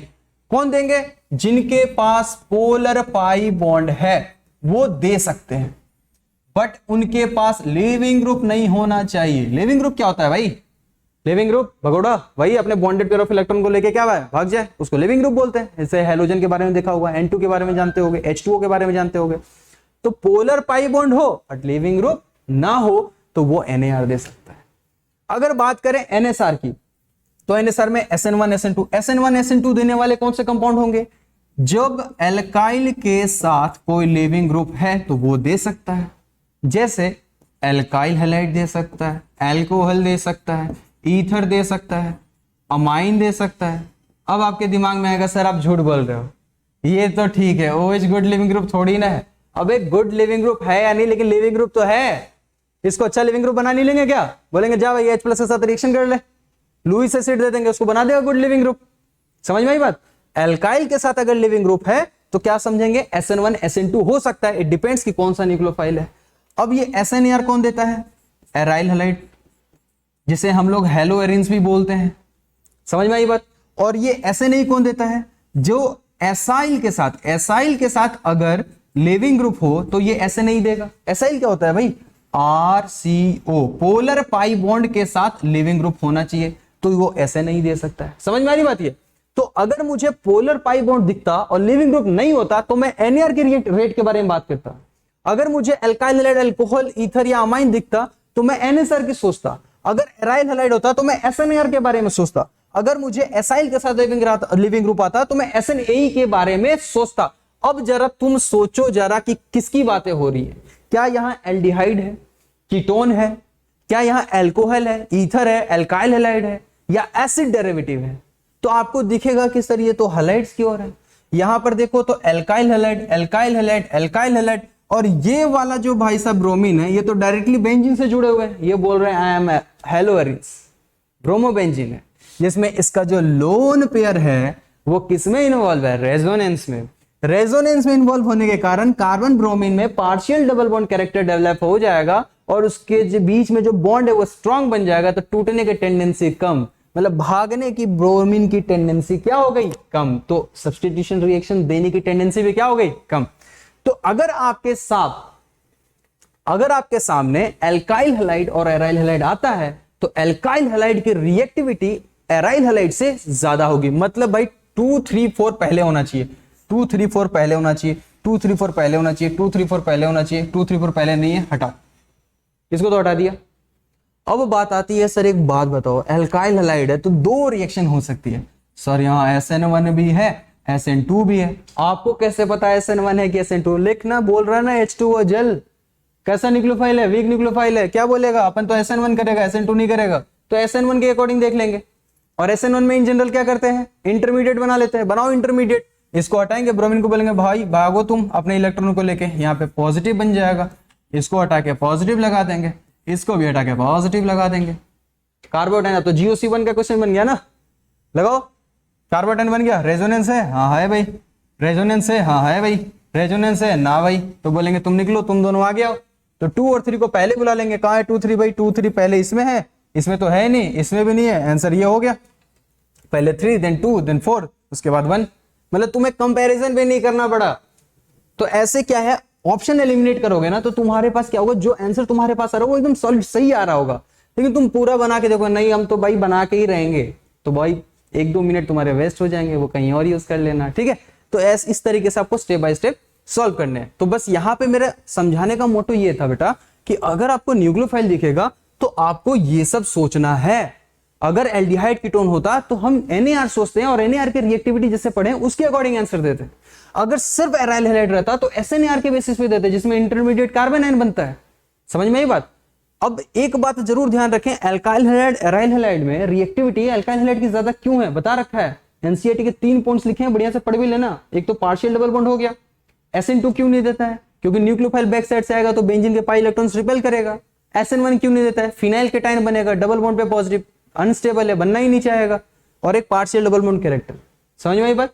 sp2 कार्बन से जुड़ा है ना एराइल हैलाइड में, तो बॉन्ड स्ट्रॉन्ग बना हुआ है, टूटना ही नहीं चाहेगा, लिविंग टेंडेंसी वीक हो जाएगी। ठीक, तो यहां पे हमने ये देखा कि किस तरीके से हम क्वेश्चन को समझते हैं। उसी पैटर्न पर मैंने ये क्वेश्चन दिया है 6th number, the reactivity of PHMgBr। ओ भाई साहब, अब तो ऐसे दे दिया, डरना है क्या भाई? RMGX, ग्रिग्नार्ड रिएजेंट की बात हो रही है। और Grignard reagent is a source of nucleophile. Even organometallic compounds जो होते हैं वो सोर्स ऑफ न्यूक्लियोफाइल भी होते हैं और बेस भी होते हैं। तो अपन कंसीडर कर लेते हैं, कंसीडर करने के लिए बोल रहा हूं कि पीएच पर कौन सा चार्ज है, नेगेटिव। और ये कैसे बिहेव करेगा, कोई भी नेगेटिव चार्ज या लोन पेयर दो तरीके से काम करेगा, न्यूक्लियोफाइल या बेस। समझ में आई बात। अब इसमें भी रिएक्टिविटी की बात की है, समझ में आ रहा है। सोचो यहाँ पे क्या, यहाँ पे एसिडिक एच है, हाँ फिर तो यहाँ पे बेस के जैसा बन जाएगा भाई। यहाँ पे एसिडिक एच है ना, तो यहाँ पे न्यूक्लियोफाइल के जैसा बनेगा। यहाँ एसिडिक एच है, हाँ तो ये कैसा बनेगा, बेस के जैसा। और यहाँ पे एसिडिक एच नहीं है तो यहाँ न्यूक्लियोफाइल बनेगा। इसका मतलब क्या हुआ कि इन दोनों के साथ बेस बन रहा है, इन दोनों के साथ न्यूक्लियोफाइल बन रहा है। तो बताओ न्यूक्लियोफाइल जैसे न्यूक्लियोफाइल बनकर रिएक्शन फास्ट करेगा या बेस बनके, अभी बताया था बेस बनके। इसका मतलब P और R की रिएक्टिविटी ज्यादा होगी, P और R की। ये सही हो सकता है, ये तो गलत है भाई, ये सही होगा कि पता नहीं। ये PR नहीं है, ये PR है। ये मतलब इन दोनों में ही अपन कुछ सोचेंगे और कहीं सोचने की जरूरत ही नहीं है भाई। समझ में आ रहा है। ज्यादा अपने को सॉल्व करने की जरूरत नहीं, डायरेक्ट सॉल्यूशन देना है देख के। हाँ भाई तुम दोनों पहले हो, तुम दोनों तो निकलो यहां से। अब RP और यहाँ पे PR है, तो इन दोनों को चेक कर लेते हैं ना अपन। तो PR और RP में कौन सा ज्यादा होगा, तो बताओ। ये भी एसिडिक H, ये भी एसिडिक H। कौन H प्लस पहले छोड़ेगा पानी में जाके भाई, ये H प्लस छोड़ेगा तो ट्रिपल बॉन्ड कार्बन पे नेगेटिव आएगा, EN 3.25। यहां से H प्लस निकालो तो बनेगा 3.5 पे नेगेटिव। बोलेगा ये तो ज्यादा अच्छा स्टेबल बन रहा है कॉन्जुगेट बेस, मतलब ये H प्लस पहले देगा। इसका मतलब P से पहले रिएक्शन होगी देन R से। समझ में आ गई बात। आंसर तो क्लियर हो गया, आंसर तो क्लियर हो गया। लेकिन अब S और Q में भी समझ लेते हैं। अब अगर मैं बात करूं, यह है एल्डिहाइड और ये क्या है, acid halide. Polar pi bond के साथ लिविंग ग्रुप। यहां पर सिर्फ पोलर पाई बॉन्ड है, पार्शियल पॉजिटिव, यहां भी पार्शियल पॉजिटिव। ठीक है भाई। अब यहां पे भी CH3, यहां पे सीने बोले कॉमन है, तुम निकलो यहां से। बाजू में कौन है, हाइड्रोजन, कोई इफेक्ट नहीं। Cl क्या बोल रहा है, अपन तो -I लगाएगा। -I लगाएगा तो पार्शियल पॉजिटिव बढ़ेगा, इलेक्ट्रोफिलिसिटी बढ़ेगी, न्यूक्लियोफाइल के अटैक करने की टेंडेंसी बढ़ जाएगी as compare to aldehyde. That is why S जो है वो पहले है और क्यू बाद में। क्या समझ में आ गया ये हाइड्रोलिसिस की रिएक्शन किस तरीके से अपने को करनी है। चलिए नेक्स्ट अपन आते हैं 7th नंबर क्वेश्चन में। अब यहां पर थोड़ा मिक्स्ड क्वेश्चन आने वाला है। जैसा कि हम लोग देख रहे हैं कि एक तो हमने हाइड्रोकार्बन कंप्लीट किया, एक रिएक्टिविटी वाला पार्ट कंप्लीट किया। अब आते हैं क्लास 12 के जो मेन रिएक्शंस हैं उसको कैसे डील करें, है ना। तो यहां पर आपको दिख रहा है कि ये कंपाउंड, ऑर्गेनिक कंपाउंड जिसकी रिएक्शन PCl5 के साथ हो रही है, फिर अल्कोहलिक H के साथ हो रही है, फिर H2O/H+ के साथ, और फिर फाइनल C प्रोडक्ट बनाना है भाई। ओ भाई साहब, C प्रोडक्ट बहुत लंबा रिएक्शन हो गया नहीं। तो पहले हम समझ लेते हैं। पहले ये बताओ ये ऑर्गेनिक कंपाउंड कौन सा है, एल्कोहल। जैसे ही OH दिखा हमारे दिमाग में क्या आना चाहिए, एल्कोहल। एल्कोहल आया भाई, ले NCERT की बातें लिख रहा हूं, देखते जाओ। एल्कोहल दिखेगा तो क्या क्या सोचना है, क्या क्या सोचें भाई ऐसा, जरा ध्यान से देखो। एल्कोहल है, इसके पास क्या है, एसिडिक H। एसिडिक H है मतलब कि ये रिएक्शन देगा, किसी बेस के साथ रिएक्शन दे सकता है, जरूरी नहीं है हर बेस के साथ दे। एसिड बेस रिएक्शन करके बनाते हैं, बस उसका कॉन्जुगेट एसिड, कॉन्जुगेट बेस, उसके बेसिस पे करते हैं बात। एक तो मेटल के साथ रिएक्शन करेगा, सोडियम के साथ रिएक्शन करके हाइड्रोजन गैस का छोड़ेगा बिल्कुल, ठीक। एक तो बेस के साथ, मतलब ये ऑक्सीजन और हाइड्रोजन का बॉन्ड यहां से टूट सकता है। कब, जब या तो मेटल के साथ रिएक्शन करे, या तो किसी बेस के साथ रिएक्शन करे, और या तो वो खुद न्यूक्लियोफाइल बन जाए, कैन एक्ट एज न्यूक्लियोफाइल। अगर ये खुद भी न्यूक्लियोफाइल बनता है तो ऑक्सीजन जाके अपना इलेक्ट्रॉन डोनेट करेगा, ऑक्सीजन पे आएगा पॉजिटिव, पॉजिटिव आएगा तो H+ निकलेगा, तो फाइनली O और H का बॉन्ड ब्रेक हो रहा है। एकदम NCERT की बातें कह रहा हूं मैं। बोला ये O और H का बॉन्ड ऐसे टूट सकता है, तो सामने मेटल दिखे तो निकाल दो, बेस दिखे तो निकाल दो, या तो वो खुद न्यूक्लियोफाइल बन जाए। दूसरा, अब ये सोचो ये कब टूटेगा, ये है OH, जिसे हम कहते हैं क्या कि भाई तुम तो बहुत अच्छे भगोड़े नहीं हो, तुम्हारी तो कार्बन से बॉन्डिंग बहुत ही अच्छी है, पुअर लिविंग ग्रुप हो। तो अगर किसी रिएक्शन में OH को बाहर करना है तो first of all you have to make good living group. कैसे गुड लिविंग ग्रुप बनाएंगे भाई, लिविंग ग्रुप गुड कैसे बनाएंगे, या तो एसिडिक मीडियम दिखा देंगे, HCl के फॉर्म में दिखा देंगे, कंसंट्रेटेड H2SO4 के फॉर्म में दिखा देंगे, किसी ना किसी फॉर्म में दिखाएंगे तभी H+ जाएगा, ऐसे नहीं जाएगा। या तो लुईस एसिड दिखा देंगे इसको, लुईस एसिड क्या है, क्या करता है? लुईस एसिड क्या होता है, याद आ रहा है? इलेक्ट्रॉन पेयर एक्सेप्टर, ऑक्सीजन के लोन पेयर को एक्सेप्ट करेगा, एक गुड लिविंग ग्रुप का फॉर्मेशन करेगा और उसके बाद OH बाहर जाएगा, H प्लस के साथ H2O के फॉर्म में बाहर जाएगा। लुईस एसिड है तो एक कॉम्प्लेक्स बनाएगा, उसके बाद बाहर जाएगा। समझ में आई बात? इसमें क्या क्या हो सकता है? इसमें हो सकता है Al2O3 आ सकता है, ठीक, SOCl2 आ सकता है, PCl5 आ सकता है, PCl3 आ सकता है, ZnCl2 आ सकता है, और कुछ मिलेगा ही नहीं तेरे को भाई। इतनी तो रिएक्शन है अल्कोहल की। OH को भगाने के लिए यही सब चाहिए और कोई चाहिए ही नहीं इनको। अब याद रखना कि कल को रेड फास्फोरस प्लस Cl2 लिख दे तो सर आपने तो गलत बोला था। अरे भाई P प्लस Cl2 मिलकर PCl3 बनाएगा। आ रही बात समझ में? और इन दोनों का प्रोडक्ट लगभग सेम बनता है। ZnCl2 लुईस एसिड है, लुकास रिएजेंट याद आ रहा होगा, HCl के साथ लेते हैं ताकि बेचारा तोड़ दे HCl को भी और इसको भी तोड़ दे। आई बात समझ में? Al2O3 से एलिमिनेशन रिएक्शन करते हैं और इन सबके ट्रिक्स हैं। अगर आपको याद हो SOCl2 है तो आप कैसे लिख लो, एसिडिक H HCl के साथ निकाल दो, ऑक्सीजन SO के साथ SO2 जो बचा जोड़ दो RCl। समझ में आई बात? उसके बाद PCl5 को भी कैसे लिखना है, या सब आपने पढ़ा होगा, PCl3 Cl और Cl लिख दो, एसिडिक H है Cl के साथ निकाल दो, ये दोनों निकल गया, PCl3 के साथ ऑक्सीजन निकाल दो, POCl3 जो बचा चिपका दो, SN2 मैकेनिज्म से हो जाता है। आई बात समझ में? PCl3 का प्रोडक्ट सेम बना देना, हालांकि इसके 3 मोल पार्टिसिपेट करते हैं अल्कोहल के, तब जाकर रिएक्शन होती है, ठीक। ZnCl2 का रोल कहां बताया? H प्लस Cl आता है, HCl आता है, याद आ रहा है? HCl के ZnCl2 लेंगे तभी रिएक्शन देगा। 1 डिग्री अल्कोहल 2 डिग्री अल्कोहल आ चुका है नीट में, नहीं तो रिएक्शन नहीं होती है। समझ में आ रही बात? ये Al2O3 के साथ भी रिएक्शन करके एलिमिनेशन रिएक्शन कराते हैं low temperature and high temperature पे। मतलब ये सब वो लोग हैं जो इसको गुड लिविंग ग्रुप में कन्वर्ट कर सकते हैं। आई बात समझ में? तभी जाकर ये बॉन्ड यहां से टूटेगा। अच्छा, H प्लस के साथ स्ट्रॉन्ग हीट दे देंगे तो E1 रिएक्शन हो जाएगी। याद आ रहा है? E1 रिएक्शन, E1 याद है? इंटरमीडिएट कार्बोटाइन बनता है, हाँ ठीक। E2 में क्या होता है? कार्बोटाइन नहीं बनता है, लिविंग ग्रुप जा रहा होता है, बीटा हाइड्रोजन जा रहा होता है, डबल बॉन्ड का फॉर्मेशन हो रहा होता है, ठीक है। अब आते हैं आरोज का नेक्स्ट पार्ट। क्या इसका ऑक्सीडेशन हो सकता है? हाँ भाई हो सकता है। अगर 1 डिग्री अल्कोहल है तो एल्डिहाइड में लेके चले जाएंगे, 2 डिग्री है तो कीटोन में लेके चले जाएंगे, 3 डिग्री अल्कोहल का ऑक्सीडेशन नहीं होता है। कॉपर के साथ एक रिएक्शन होती है, ध्यान रखना भाई, कॉपर के साथ डिहाइड्रोजनेशन 300 डिग्री सेल्सियस है ना, 1 डिग्री के साथ एल्डिहाइड, 2 डिग्री के साथ कीटोन एंड 3 डिग्री अल्कोहल के साथ एल्कीन बनाता है। समझ में आ रही बात? ये अब ऑक्सीडेशन हो गया। इसमें भी 2 टाइप के ऑक्सीडेशन है 1 डिग्री अल्कोहल के साथ। मॉडरेट करोगे तो एल्डिहाइड, स्ट्रॉन्ग ऑक्सीडाइजिंग एजेंट लोगोगे तो एसिड तक लेके भाग जाएगा। डाइक्रोमेट टेस्ट का नाम सुना होगा, K2Cl2O7। ध्यान आ रहा है बेटा? ठीक, ऑक्सीडेशन का पार्ट एक होता है। नेक्स्ट पार्ट अगर करें तो रिडक्शन भी हो सकता है। रिडक्शन कैसे करेंगे बेटा? इसका रिडक्शन करने के लिए क्या करेंगे? रेड फास्फोरस HI फेंक देंगे, एल्केन में कन्वर्ट कर देगा। समझ में आई बात? ये तो रिडक्शन भी इसका हम कर सकते हैं। और क्या? एसिडिक H वाली रिएक्शन बता दिए। एल्कोहल एक और भी रिएक्शन शो करता है, सुना होगा तुमने यार, हैलोफॉर्म रिएक्शन भी शो करता है, बट सारे अल्कोहल नहीं करते हैं, ठीक है। वैसे अल्कोहल शो करते हैं जो ऑक्सीडाइज होके मिथाइल कीटो बना दे। क्या बना दे? मिथाइल कीटो, हैलोफॉर्म रिएक्शन। ध्यान रखना बेटा, है ना, इससे अच्छे क्वेश्चन फ्रेम होते हैं। तो ऑक्सीडेशन, रिडक्शन, हैलोफॉर्म रिएक्शन, ध्यान आ गया?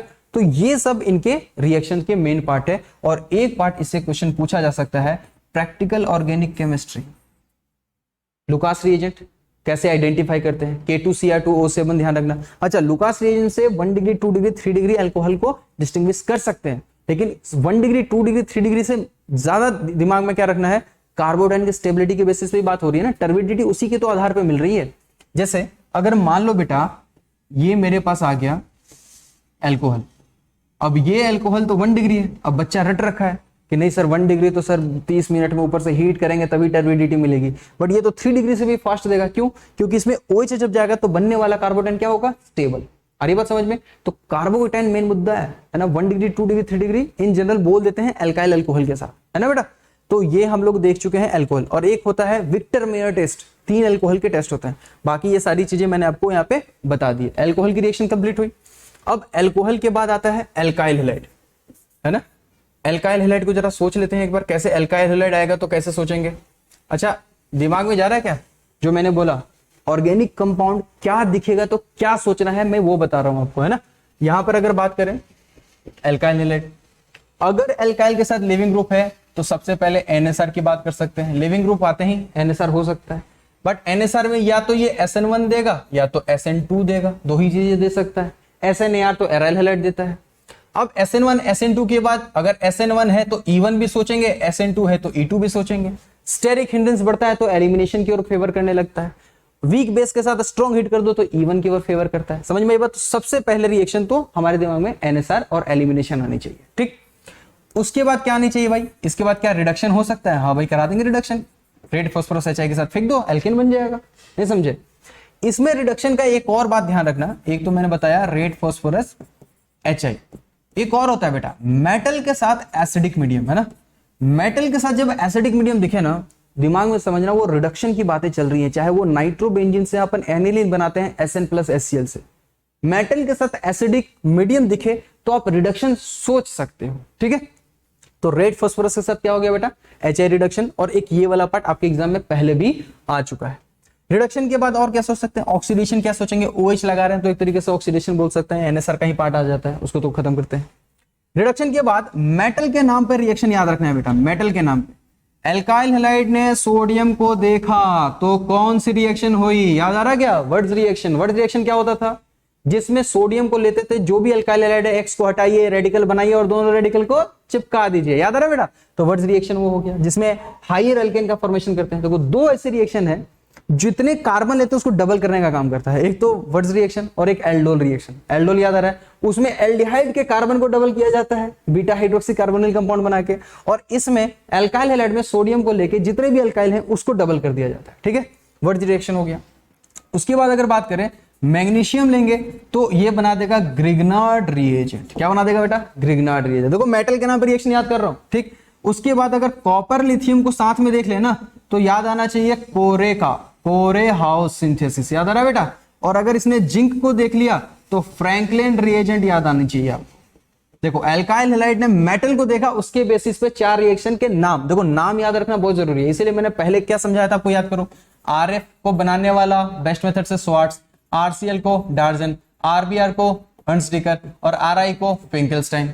नाम ऐसे याद रख सकते हैं। कभी कभी क्या होता है डायरेक्ट बोल दिया भैया रिएक्शन बताइए कौन बनाया है, तो नाम अपन उस तरीके से याद रख सकते हैं। तो वर्ड्स रिएक्शन हो गया ग्रिग्नार्ड। सोडियम और जिंक वाली रिएक्शन लगभग एक जैसी होती है, प्रोडक्ट एक जैसा आप बना सकते हो। कोरे हाउस में क्या अंतर है कि भाई सिमेट्रिकल और अनसिमेट्रिकल दोनों बना सकता है, और मैग्नीशियम के साथ लेंगे तो याद रहे ग्रिग्नार्ड रिएजेंट का फॉर्मेशन होता है। आ रही बात समझ में?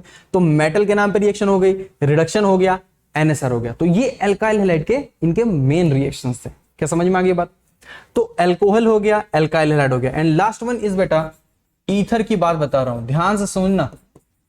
जैसा मैंने बताया था ना फ्रीडल क्राफ्ट रिएक्शन इंपॉर्टेंट है, उसी तरीके से NSR में ईथर का पार्ट बहुत ही ज्यादा इंपॉर्टेंट है।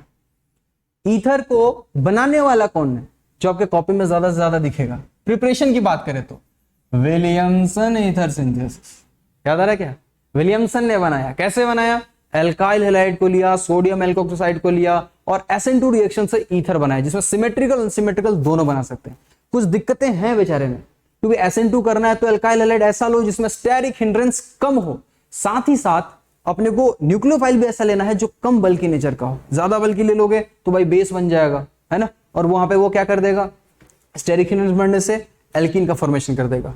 तो विलियमसन क्या करता है? ईथर को प्रिपेयर करता है बाय SN2 मैकेनिज्म, ठीक, और ईथर को तोड़ने का काम करता है HXROH प्लस RI। ये बहुत बार ऐसे क्वेश्चंस आए हुए हैं, ध्यान रखना, ठीक है। अगर इसको एक्सेस में ले लिया तो एक्सेस में लेने से क्या होगा, अगेन ये ROH जो है RI में कन्वर्ट हो सकता है, जिसे अपन जीसेल रिएक्शन के नाम से जानते हैं, जीसेल रिएक्शन। अब ध्यान से सुनो जो मैं बोल रहा हूं। ईथर को बनाने वाला कौन? विलियमसन। कैसे बनाया? SN2 में alkyl halide, sodium alkoxide. Ether को तोड़ने वाला कौन, ब्रेक करने वाला कौन? जीसेल रिएक्शन। कैसे तोड़ा भाई? ये SN1 से भी कर सकता है और SN2 से भी कर सकता है, इट डिपेंड्स कि यहां पर कौन सा R है। अगर ये जो एल्काइल है वो स्टेबल कार्बोकेटाइन का फॉर्मेशन कर रहा है, like 3 degree carbocation, allyl carbocation, benzyl carbocation, या इनसे स्टेबल कार्बोकेटाइन का फॉर्मेशन कर रहा है तो रिएक्शन SN1 फॉलो करेगा, अदरवाइज SN2 फॉलो करेगा। तो ध्यान रखना, ईथर के दो ही रिएक्शन आपके मतलब एग्जाम में अभी तक देखे गए। पहला ईथर को तोड़ना किसने बोला? जीसेल ने। कैसे? SN1 या SN2 से। अच्छा, ईथर को बनाने वाला कौन? विलियमसन। समझ में आई बात? तो एल्काइल हैलाइड, अल्कोहल और ईथर को किस तरीके से सोचना है मैंने आपको अभी बताया। अब इस क्वेश्चन को दिमाग लगाओ। PCl5 तो अपन देखो कैसे लिखेंगे, CH3CH2OH, PCl5 बोला, अपन PCl5 को इस तरीके से लिख देंगे, बोलेंगे एसिडिक H है, तुम तो इसके साथ निकल जाओगे भाई, ऑक्सीजन है, तुम तो इसके साथ निकल जाओगे भाई। तो क्या क्या चला गया, ये चला गया, ये चला गया, ये Cl बचा, लगा दो यहाँ पे CH3CH2Cl, तो ये अपना बन गया A। ठीक, ये तो शॉर्ट ट्रिक है भाई, ये ट्रिक है, समझ में आई बात। अब आते हैं, जरा इसको देखो और सोचो जरा तुम लोग, है ना, क्योंकि इससे बहुत अच्छे मतलब क्वेश्चन फ्रेम होते हैं और साथ ही साथ बच्चे कुछ कंफ्यूज होते हैं। पता है क्यों? एल्कोहलिक KOH है, एक्वास अलग है, एल्कोहलिक अलग है। एक्वास लेते हैं सब्स्टिट्यूशन के लिए, एल्कोहलिक लेते हैं एलिमिनेशन के लिए, और एलिमिनेशन से भी कौन सा एलिमिनेशन भाई? E2 याद आ रहा है क्या? सिंगल स्टेप में रिएक्शन होती है, बेस आ रहा होता है, बीटा हाइड्रोजन खा रहा होता है, लिविंग ग्रुप जा रहा होता है, डबल बॉन्ड बन रहा होता है। याद आ रहा है बेटा? गुड लिविंग ग्रुप है तो एल्कीन स्टेबिलिटी के बेसिस पे अपन आंसर दे देते थे। तो एल्कोहलिक KOH है E2 कैसे करते हैं भाई? जहां पे भगोड़ा है उस कार्बन को क्या बोल देंगे? लिविंग ग्रुप को अल्फा, बाजू वाले को बीटा, बीटा से H हटाओ, यहां से Cl हटाओ, बना दो एल्कीन। एल्कीन क्या बन गया? B। अब बताओ भाई, इतना पढ़े हो, एल्कीन आते ही दिमाग में क्या आना चाहिए? EAR, FRAR, FRSR। तीन बातें सबसे पहले, क्या वो ER की ओर इशारा कर रहा है? हाँ, बोल रहा है मेरे पास इलेक्ट्रोफाइल है और न्यूक्लियोफाइल भी है। अगर दोनों है तो इलेक्ट्रोफाइल को पहले ले जाओ, फिर कार्बोटाइन बनाओ और न्यूक्लियोफाइल से ठोक दो, कर दो भाई। तो जैसे ही करोगे तो यहाँ पे आ जाएगा एल्कोहल, क्वेश्चन सॉल्व हो गया। क्या समझ में आ गई बात बेटा? यही मैं HBr के साथ पेरोक्साइड दे देता तो FRAR हो जाता। क्या इस एल्कीन में FRSR पॉसिबल है? सोचो जल्दी से, जल्दी से सोचो। FRSR सब्स्टिट्यूशन, पाई बॉन्ड को छूना नहीं है भाई, एलाइलिक हाइड्रोजन को देखना है, नहीं है बेटा, तुमसे ना पाएगा, ऐसे ही बोल देना है। क्या समझ में आई बात? तो यहां तक कोई डाउट नहीं होगा यहाँ पे। अब आते हैं नेक्स्ट क्वेश्चन की ओर, आते हैं 8th नंबर। देखो जरा ध्यान से और सोचो, आप आराम से सोचो, 5 सेकंड का टाइम दे रहा हूं, सिर्फ सोचना है कि आपको किधर जाना है लेके रिएक्शन को, इसलिए टाइम दे रहा हूं कि रिएक्शन को किधर लेके जाना है ये सोचो बस, बाकी तो मैं बता दूंगा। सोचो पहले, चलो सोच लिया। अब देखो मैं कैसे सोचता हूं, बेंजीन है, ESR हो सकता है भाई, बेंजीन आया तो ESR दिमाग में आया, बट इलेक्ट्रोफाइल कौन है? H+, तो क्या H को हटा के H लगाएगा क्या? बोलेंगे नहीं बेटा, ESR तो नहीं सोचना है। फिर और कौन है? ईथर भी है। अच्छा, ईथर है, ईथर है, तो ईथर को तोड़ने की बात चल रही है, तो विलियमसन की याद आएगी या जीसेल की याद आएगी? जीसेल की याद आएगी। और जीसेल कौन सी रिएक्शन देता है? SN1 भी देता है और SN2 भी। मैंने बताया था अगर स्टेबल कार्बोकेटाइन दिया ना बेटा तो SN1 अदरवाइज SN2। तो जरा इसको देखो और इसको, यही दोनों टूटेगा ना बेटा, और तो कोई टूटने वाला है नहीं। तो इसमें अगर देखें तो ये 3 डिग्री है, 3 डिग्री में SN1 मतलब ये कार्बोकेटाइन बनेगा, ये टूट जाएगा, ये टूटेगा तो यहाँ पे क्या आ जाएगा? H और यहाँ आ जाएगा I। समझ में आई बात बेटा? SN1 में क्या 3 डिग्री कार्बोकेटाइन बना है, न्यूक्लियोफाइल कौन था बेटा? I-, यहां से I को इधर चिपका दो, इसको तोड़ दो, यहाँ पे OH आ गया। अब इधर देखो जरा, इसमें अगर इसमें देखो तो ना ही ये स्टेबल कार्बोकेटाइन है, ना ही ये। कुछ बच्चे इसको बेंजाइल समझ लेते हैं, बेंजाइल नहीं है, ये है फिनाइल। क्या है बेटा? फिनाइल। तो अब इन दोनों में जरा सोच के देखो, इन दोनों में अगर तुम सोचोगे तो दिखेगा स्टेबल तो कार्बोकेटाइन बन ही नहीं रहा, मतलब यहां पर SN2 करेंगे अपन। क्या करेंगे? SN2, और SN2 में न्यूक्लियोफाइल उस साइड अटैक करेगा जहां स्टेरिक हिंड्रेंस कम। जरा ध्यान से देखो, ये लोन पेयर तो इधर रेजोनेंस में है, तो उधर तो जाएगा नहीं, बोलेगा हम तो इधर ही अटैक करेंगे, मतलब ये बॉन्ड यहां से टूटेगा, I इधर, H इधर, तो यहां पर OH आ गया, यहां भी OH आ गया। देखो एक प्रोडक्ट बना रहा हूं, ध्यान से देखो, ये रहा कुछ इस तरीके से, यहां पर OH और यहां पर भी क्या आ गया? OH। लेकिन यहां पर एक्सेस लिखा हुआ है भाई, अल्कोहल को देखना पसंद नहीं करेगा, बोलेगा OH is a good living group of poor. तो भाई हम H+ लेके आ रहे हैं, इसको सुलटाओ, निकालो यहां से, इसको निकाल के कौन लेके आ जाएगा? I। तो यहां पर भी अपने को क्या लेकर आना पड़ेगा? I।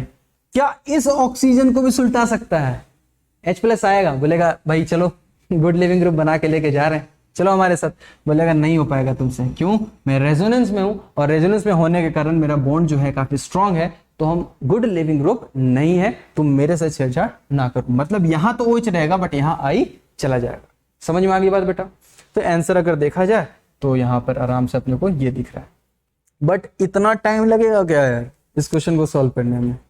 मैं देखो कैसे सोचता हूं, ईथर दिया है, मुझे पता है ईथर से H और I मिलेगा, तो अल्कोहल और अल्काइल आयोडाइड मिलेगा, बट यहां पर ये एक्सेस में है, तो एक्सेस में अगर HI आ गया तो H प्लस एल्कोहल को तो लेके चला जाएगा, मतलब मुझे रिएक्शन में ना कहीं एल्कोहल नहीं दिखना चाहिए।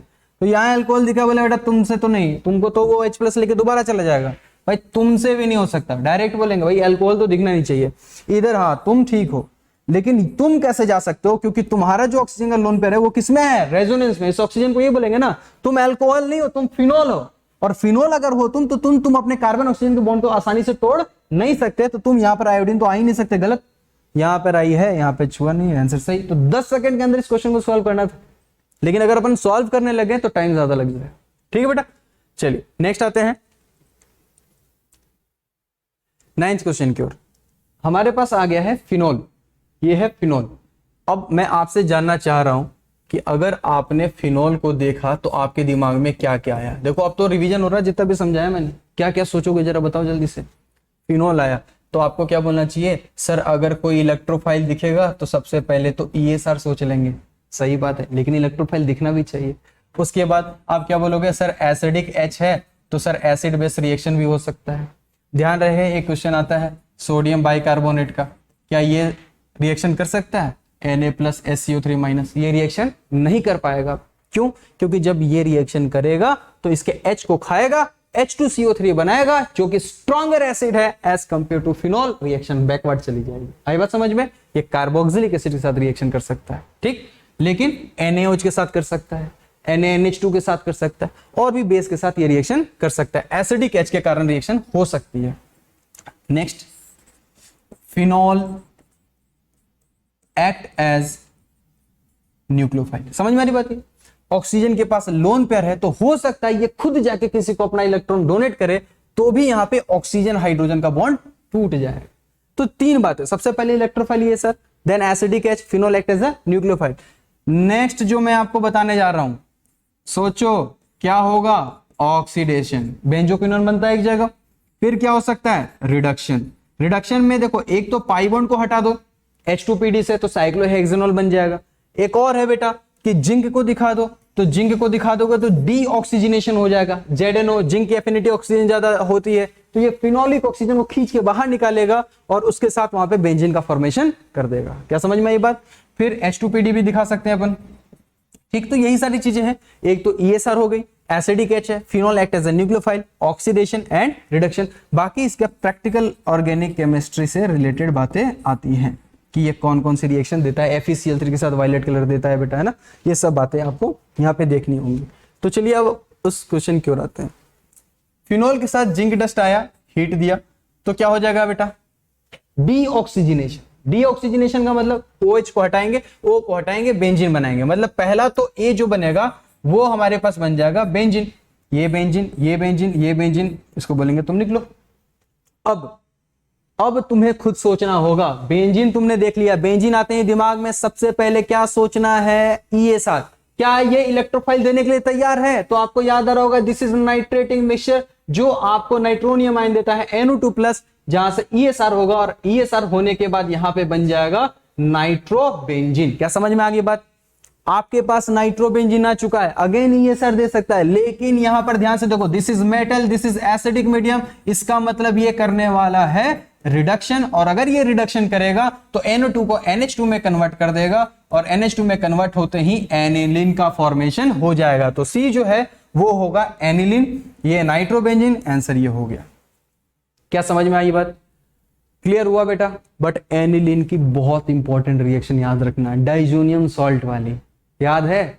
HNO2 या NaNO2+ HCl के साथ रिएक्शन करते हैं एट 0 to 5 डिग्री सेल्सियस पे, तो डाइजोनियम सॉल्ट का फॉर्मेशन होता है। अगर आपको याद हो तो बेंजीन पर अगर आपको कुछ लगाना है ना बेटा, तो या तो ESR से लगा लो और या तो किसी तरीके से तुम एनिलीन लेके आ जाओ, क्योंकि एनिलीन अगर तुम्हारे पास आ गया तो तुम डाइजोनियम सॉल्ट बना लोगे, N2 को उड़ा के कुछ भी लगा लो, हेलोजन लगा दो, साइनाइड लगा दो, याद आ रहा है बेटा उसको, फिर से बेंजीन बना लो, फिनोल बना लो, आप कुछ भी बना सकते हो। तो 2 तरीके से बेंजीन पे कुछ भी लगाते हैं, पहला बेंजीन के ESR से और दूसरा एनिलीन से डाइजोनियम सॉल्ट। डाइजोनियम सॉल्ट के आगे जो भी न्यूक्लियोफाइल से रिएक्शन करानी है आप करा सकते हैं। एनसीईआरटी में आप जरूर जाके इसको पढ़ेंगे या अपने कॉपी में लिख रखा होगा, वहां पे जरूर जाके पढ़ेंगे क्योंकि इससे क्वेश्चन अच्छे फ्रेम होते हैं बेटा, ठीक है। अब आते हैं हम लोग नेक्स्ट क्वेश्चन की ओर। ध्यान से देखिए, एक कंपाउंड है जो इसके साथ हाइड्रोलिसिस होगा, है ना, C4H3Cl2। जरा ध्यान से देखेंगे, C4H3Cl2 मतलब अगर ध्यान से देखें तो यहां पर 3 हाइड्रोजन है और 2 क्लोरीन है, उसका हाइड्रोलिसिस कर रहे हैं, प्रोडक्ट बन रहा है B, उसके बाद 2,4-DNP डेरिवेटिव बोल रहा है does not reduce Tollens reagent. अच्छा, ये सारी बातें आ रही हैं। पहले मैं आपको बता दूं एल्डिहाइड के कुछ रिएक्शंस, जैसे अभी तक मैंने एल्काइल हैलाइड बता दिया, अल्कोहल बता दिया, फिनोल बता दिया, ईथर बता दिया।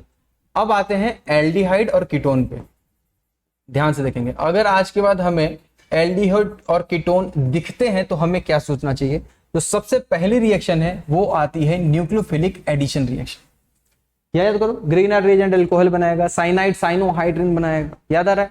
LiLH4 से रिडक्शन कर देंगे, NaBH4 से भी रिडक्शन कर देंगे, सोडियम हाइड्रोजन सल्फाइड से बाइसल्फाइड कंपाउंड बनाते थे, अल्कोहल से हेमी एसिटल हेमिकीटल एसिटल कीटल बनाते थे बेटा, और अमोनिया और अमोनिया के डेरिवेटिव के साथ H2O बाहर निकाल लेते थे। याद आ रहा है? अगर H2O है तो हाइड्रेट बनाते थे, और एल्डिहाइड कीटोन्स के हाइड्रेट अनस्टेबल होते हैं तो रिएक्शन बैकवर्ड डायरेक्शन में चली जाती है। बट कुछ कार्बोनिल कंपाउंड्स हैं जो स्टेबल बनाते हैं, लाइक साइक्लोप्रोपेनॉन, फॉर्मल्डिहाइड, निनहाइड्रिन का फॉर्मेशन आपने पढ़ा होगा ये चीज। तो NaR सबसे बेसिक है। दूसरा इसमें क्वेश्चन आता है टॉटोमेरिज्म का। टॉटोमेरिज्म याद आ रहा है? टॉटोमेरिज्म क्या? अल्फा हाइड्रोजन है तो वो कीटो से इनोल बनाएगा, मतलब अगर उसके पास एसिडिक H है तो कीटो से इनोल बनाएगा। एक क्वेश्चन GeoC1 में फ्रेम होता है इसका। उसके बाद अगर बात करें तो क्या इसका रिडक्शन हो सकता है? हाँ भाई, रिडक्शन तो हो सकता है, ये समझना बहुत ही अच्छा है। रिडक्शन, एल्डिहाइड कीटोन का रिडक्शन जो है बहुत इंपॉर्टेंट है, क्योंकि इसमें नेम्ड रिएक्शन आ जाते हैं आपके। पहला, एल्डिहाइड कीटोन को रिडक्शन का तरीका यह है कि आप उसको रिस्पेक्टिव उसके अल्कोहल में कन्वर्ट कर दो, ठीक, अल्कोहल में। और दूसरा रिडक्शन का तरीका है कि आप उसको एल्केन में कन्वर्ट कर दो। 2 टाइप के रिडक्शन होते हैं। पहले वाले में क्या ले लो? LiLH4 फॉलोड बाय हाइड्रोलिसिस, या सोडियम बोरोन हाइड्रेट, या H2PD। ये 3 के 3 क्या करते हैं? अल्कोहल तक लेके जाते हैं। और ये क्लेमेंसन या वोल्फ-किर्शनर रिडक्शन जो है वो एल्केन तक लेके जाता है। तो 2 टाइप से रिडक्शन हो रहा है ना, एक अल्कोहल तक लेके जाना और एक एल्केन तक लेके जाना, ठीक। रिडक्शन हो गया। उसके बाद आते हैं ऑक्सीडेशन में। तो ऑक्सीडेशन में एल्डिहाइड और कीटोन की बात करें तो वही टॉलेंस आ गया, फेलिंग, बेनेडिक्ट, ये सब आपने पढ़े होंगे। KMnO4 के साथ भी होती है। कीटोन का ऑक्सीडेशन नॉर्मल कंडीशन पे नहीं होता है, बट एट एलिवेटेड टेम्परेचर अगर हम लोग करें तो कीटोन को अपन ऑक्सीडाइज करके कार्बन कार्बन बॉन्ड को तोड़ देते हैं अकॉर्डिंग टू पॉप-अप रूल, ठीक है बेटा। तो ऑक्सीडेशन भी हो सकता है, टॉटोमेरिज्म, NaR। अब इसके नेम्ड रिएक्शन की बात करें तो इसमें आता है सबसे पहले एल्डोल, फिर क्या आता है बेटा? कैनिजारो, ठीक, एल्डोल कैनिजारो, और साथ में एक आता है हेलोफोम। देखो ध्यान से सुनो, एल्डोल और हेलोफोम जो होता है वो उसके अल्फा हाइड्रोजन के कारण होता है, ठीक। टॉटोमेरिज्म शो कर रहा है इसलिए वो रिएक्शन होती है। कैनिजारो में अल्फा हाइड्रोजन होता नहीं है। सब में क्या चाहिए? बेस चाहिए। इसमें बेस चाहिए, इसमें चाहिए, इसमें कॉन्सेंट्रेट, इसमें डाइल्यूट लेते हैं। बट इसमें क्या है? बेस के साथ हेलोजन लेते हैं बेटा। हेलोफॉर्म का रिएजेंट याद करने का तरीका सिंपल सा है, हेलोजन के साथ बेस दिख जाए तो या तो हेलोफॉर्म होगा या तो Hofmann bromamide degradation reaction, amide की, अगर आपको याद हो। तो हेलोजन के साथ बेस 2 ही रिएक्शन होती है। उसके बाद करें बेस की, तो डाइल्यूट है तो एल्डोल करना है, और अगर कंसंट्रेटेड है तो कैनिजारो, अल्फा हाइड्रोजन नहीं है तो। समझ में आ गई बात बेटा? तो ये इसके नेम रिएक्शन हो गए। NaR के साथ रिएक्शन आपके हो गए। टॉटोमेरिज्म शो करता है रिडक्शन एंड ऑक्सीडेशन। तो एल्डिहाइड कीटोन अगर हमारे पास आए तो हम उसको इस तरीके से डील कर सकते हैं। चलिए अब आते हैं इस क्वेश्चन में, C4H3Cl2। थोड़ा सा यहां पे गड़बड़ है, ये यहां पर हो जाएगा टोटल C4H8Cl2, ठीक। तो अब यहां पर देखो बेटा, C4H8Cl2 का हाइड्रोलिसिस करना है, और उसके बाद एक प्रोडक्ट B बन रहा है जो 2,4-DNP डेरिवेटिव बनाता है। तो 2,4-DNP टेस्ट आपको याद होगा, दुनिया के सारे एल्डिहाइड कीटोन क्या करते हैं? 2,4-DNP टेस्ट देते हैं। ग्लूकोज देता है कि नहीं? जल्दी से आपको अभी बताना है खुद से। 2,4-DNP टेस्ट एल्डिहाइड कीटोन देते हैं। तो मतलब ये हुआ कि ये जो कंपाउंड है ये इसके हाइड्रोलिसिस से एल्डिहाइड और कीटोन का फॉर्मेशन होना चाहिए। Cl2 2 टाइप से हो सकते हैं, जेमिनल और विसिनल। जेमिनल का मतलब एक ही कार्बन पर 2 क्लोरीन, या विसिनल का मतलब एडजेसेंट कार्बन। अगर एक ही कार्बन पर 2 Cl रहा तो हाइड्रोलिसिस में H2O जाकर अटैक करेगा, एक कार्बन पे 2 H बनाएगा और एल्डिहाइड का फॉर्मेशन कर सकता है या कीटोन का फॉर्मेशन कर सकता है। मतलब यहां तक हमें यह समझ में आया कि ये एल्डिहाइड कीटोन तो है, मतलब जेमिनल होने वाला है, ये विसिनल नहीं होगा। अगर ध्यान से देखें तो ये बेटा विसिनल है, इसको हटाओ, ये जेमिनल है, ये भी जेमिनल है और ये विसिनल है, इसको हटा दिया मैंने। क्योंकि जेमिनल रहने से एक ही कार्बन पर 2 OH आएंगे, अनस्टेबल होने के कारण डबल बॉन्ड O में कन्वर्ट हो जाएंगे। तो यहां तक समझ में आ गया। लेकिन लास्ट में एक हिंट दे रहा कि टॉलेंस नहीं देता है भाई। टॉलेंस कौन नहीं देता है? एल्डिहाइड तो देगा, कीटोन नहीं देगा। इसका मतलब ऐसा ये कंपाउंड है जो एल्डिहाइड फॉर्मेशन कर रहा है, मतलब टर्मिनल पे Cl2 रहेगा तभी तो जाके डबल बॉन्ड यहां बनेगा। मतलब ये वाला आंसर होगा बेटा, ये वाला आंसर नहीं होगा। क्यों? क्योंकि इससे बनने वाला कीटोन होगा। कीटोन जो है बेटा वो टॉलेंस टेस्ट नहीं देता है। क्या समझ में आ गई बात बेटा? तो नेक्स्ट क्वेश्चन की ओर बढ़ते हैं अपन। एल्डिहाइड कीटोन अपन देख लिए। अब रिडक्शन पर बेस्ड आपके सामने एक क्वेश्चन मैंने दिया है, ठीक? जरा ध्यान से देखेंगे। ये है बेटा एसिड हैलाइड, ये है एल्कीन और ये है एल्डिहाइड। तो सबसे पहले मैं आपको रिड्यूसिंग एजेंट के बारे में बता दूं। ध्यान से देखना, यहां पे पूरा का पूरा आपका रिवीजन हो जाएगा। NaBH4 LiLH4 followed by hydrolysis, ठीक? 3 रिड्यूसिंग एजेंट लिख रखे हैं। H2PD का काम क्या है? पाई बॉन्ड तोड़ो, हाइड्रोजन जोड़ो, जहां भी पाई बॉन्ड दिखा तोड़ के हाइड्रोजन जोड़ देना है, except carboxylic acid. NaBH4 aldehyde, ketone and acid halide के साथ रिएक्शन करता है, ठीक? LiLH4 जो है ऑल पोलर पाई बॉन्ड को तोड़ता है। पोलर पाई बॉन्ड का मतलब समझ में आ रहा होगा, EN डिफरेंस होना चाहिए और पाई बॉन्ड होगा। अगर ऑक्सीजन कंटेनिंग कंपाउंड है तो उसे रिस्पेक्टिव उसके अल्कोहल में लेके चले जाओ। नाइट्रोजन या नाइट्रोजन के साथ ऑक्सीजन कंटेनिंग कंपाउंड है तो उसको रिस्पेक्टिव अमाइन में लेके चले जाओ, या तो 1 डिग्री या तो 2 डिग्री, ठीक? NaBH4 का भी सेम वही प्रोसेस है, H2PD का भी सेम वही प्रोसेस है। मतलब जो मैंने बताया दिमाग में रखो, ऑक्सीजन कंटेनिंग कंपाउंड को अल्कोहल में लेके जाएगा, नाइट्रोजन या नाइट्रोजन ऑक्सीजन कंपाउंड को रिस्पेक्टिव उसके अमाइन में लेके चला जाएगा, ठीक है बेटा? LiLH4 स्ट्रॉन्ग रिड्यूसिंग एजेंट है एज कंपेयर टू NaBH4, ये आपको पता होना चाहिए। H2 दिख के बोल रहा है हाइड्रोजनेशन। देखो ये रिएजेंट दिखे ना तो मतलब याद करने की चीज नहीं है। अगर अपने क्लास में ध्यान दिया है ना बेटा तो आपको ये चीजें एक बार में याद होने वाली चीज है। क्यों? क्योंकि LiLH4 नाम ही लिथियम एल्यूमिनियम हाइड्राइड। अपने से यहाँ पे क्या मिलेगा? सिग्मा बॉन्ड CH नेगेटिव यहां से निकल के जाकर अटैक करेगा, है ना? यहाँ पर भी NaBH4 sodium boron hydride H, और यहाँ पे H2 क्लियर बोल रहा है कि भाई हम तो हाइड्रोजन जोड़ने ही आ रहे हैं। तो यहाँ पर अगर देखें इस क्वेश्चन को तो बोला गया है ये है एसिड हैलाइड, ये चला गया एल्डिहाइड में, ये है एल्कीन, ये तो वैसे ही रहेगा, और ये है एल्डिहाइड और ये भी ऐसे ही रहेगा। अच्छा, मतलब एक ऐसा रिएजेंट लो जो एसिड हैलाइड को एल्डिहाइड में कन्वर्ट करे बट एल्कीन और एल्डिहाइड के साथ कोई छेड़छाड़ ना करे। तो अगर मैं LiLH4 की बात करता हूं तो ये तो सारे पोलर पाई बॉन्ड को तोड़ देगा, इसको भी तोड़ेगा, इसको भी तोड़ेगा, बट प्रोडक्ट में बोल रहा है ये तो टूटना ही नहीं चाहिए। बोलेंगे बेटा तुम तो नहीं हो। NaBH4 की बात करें तो NaBH4 बोलता है एल्डिहाइड, कीटोन और एसिड हैलाइड को तोड़ के अल्कोहल में लेके चले जाएंगे। ये देखो अल्कोहल में जाना चाहिए था, ये वैसे का वैसे ही है, मतलब इसका भी यूज नहीं किया गया है।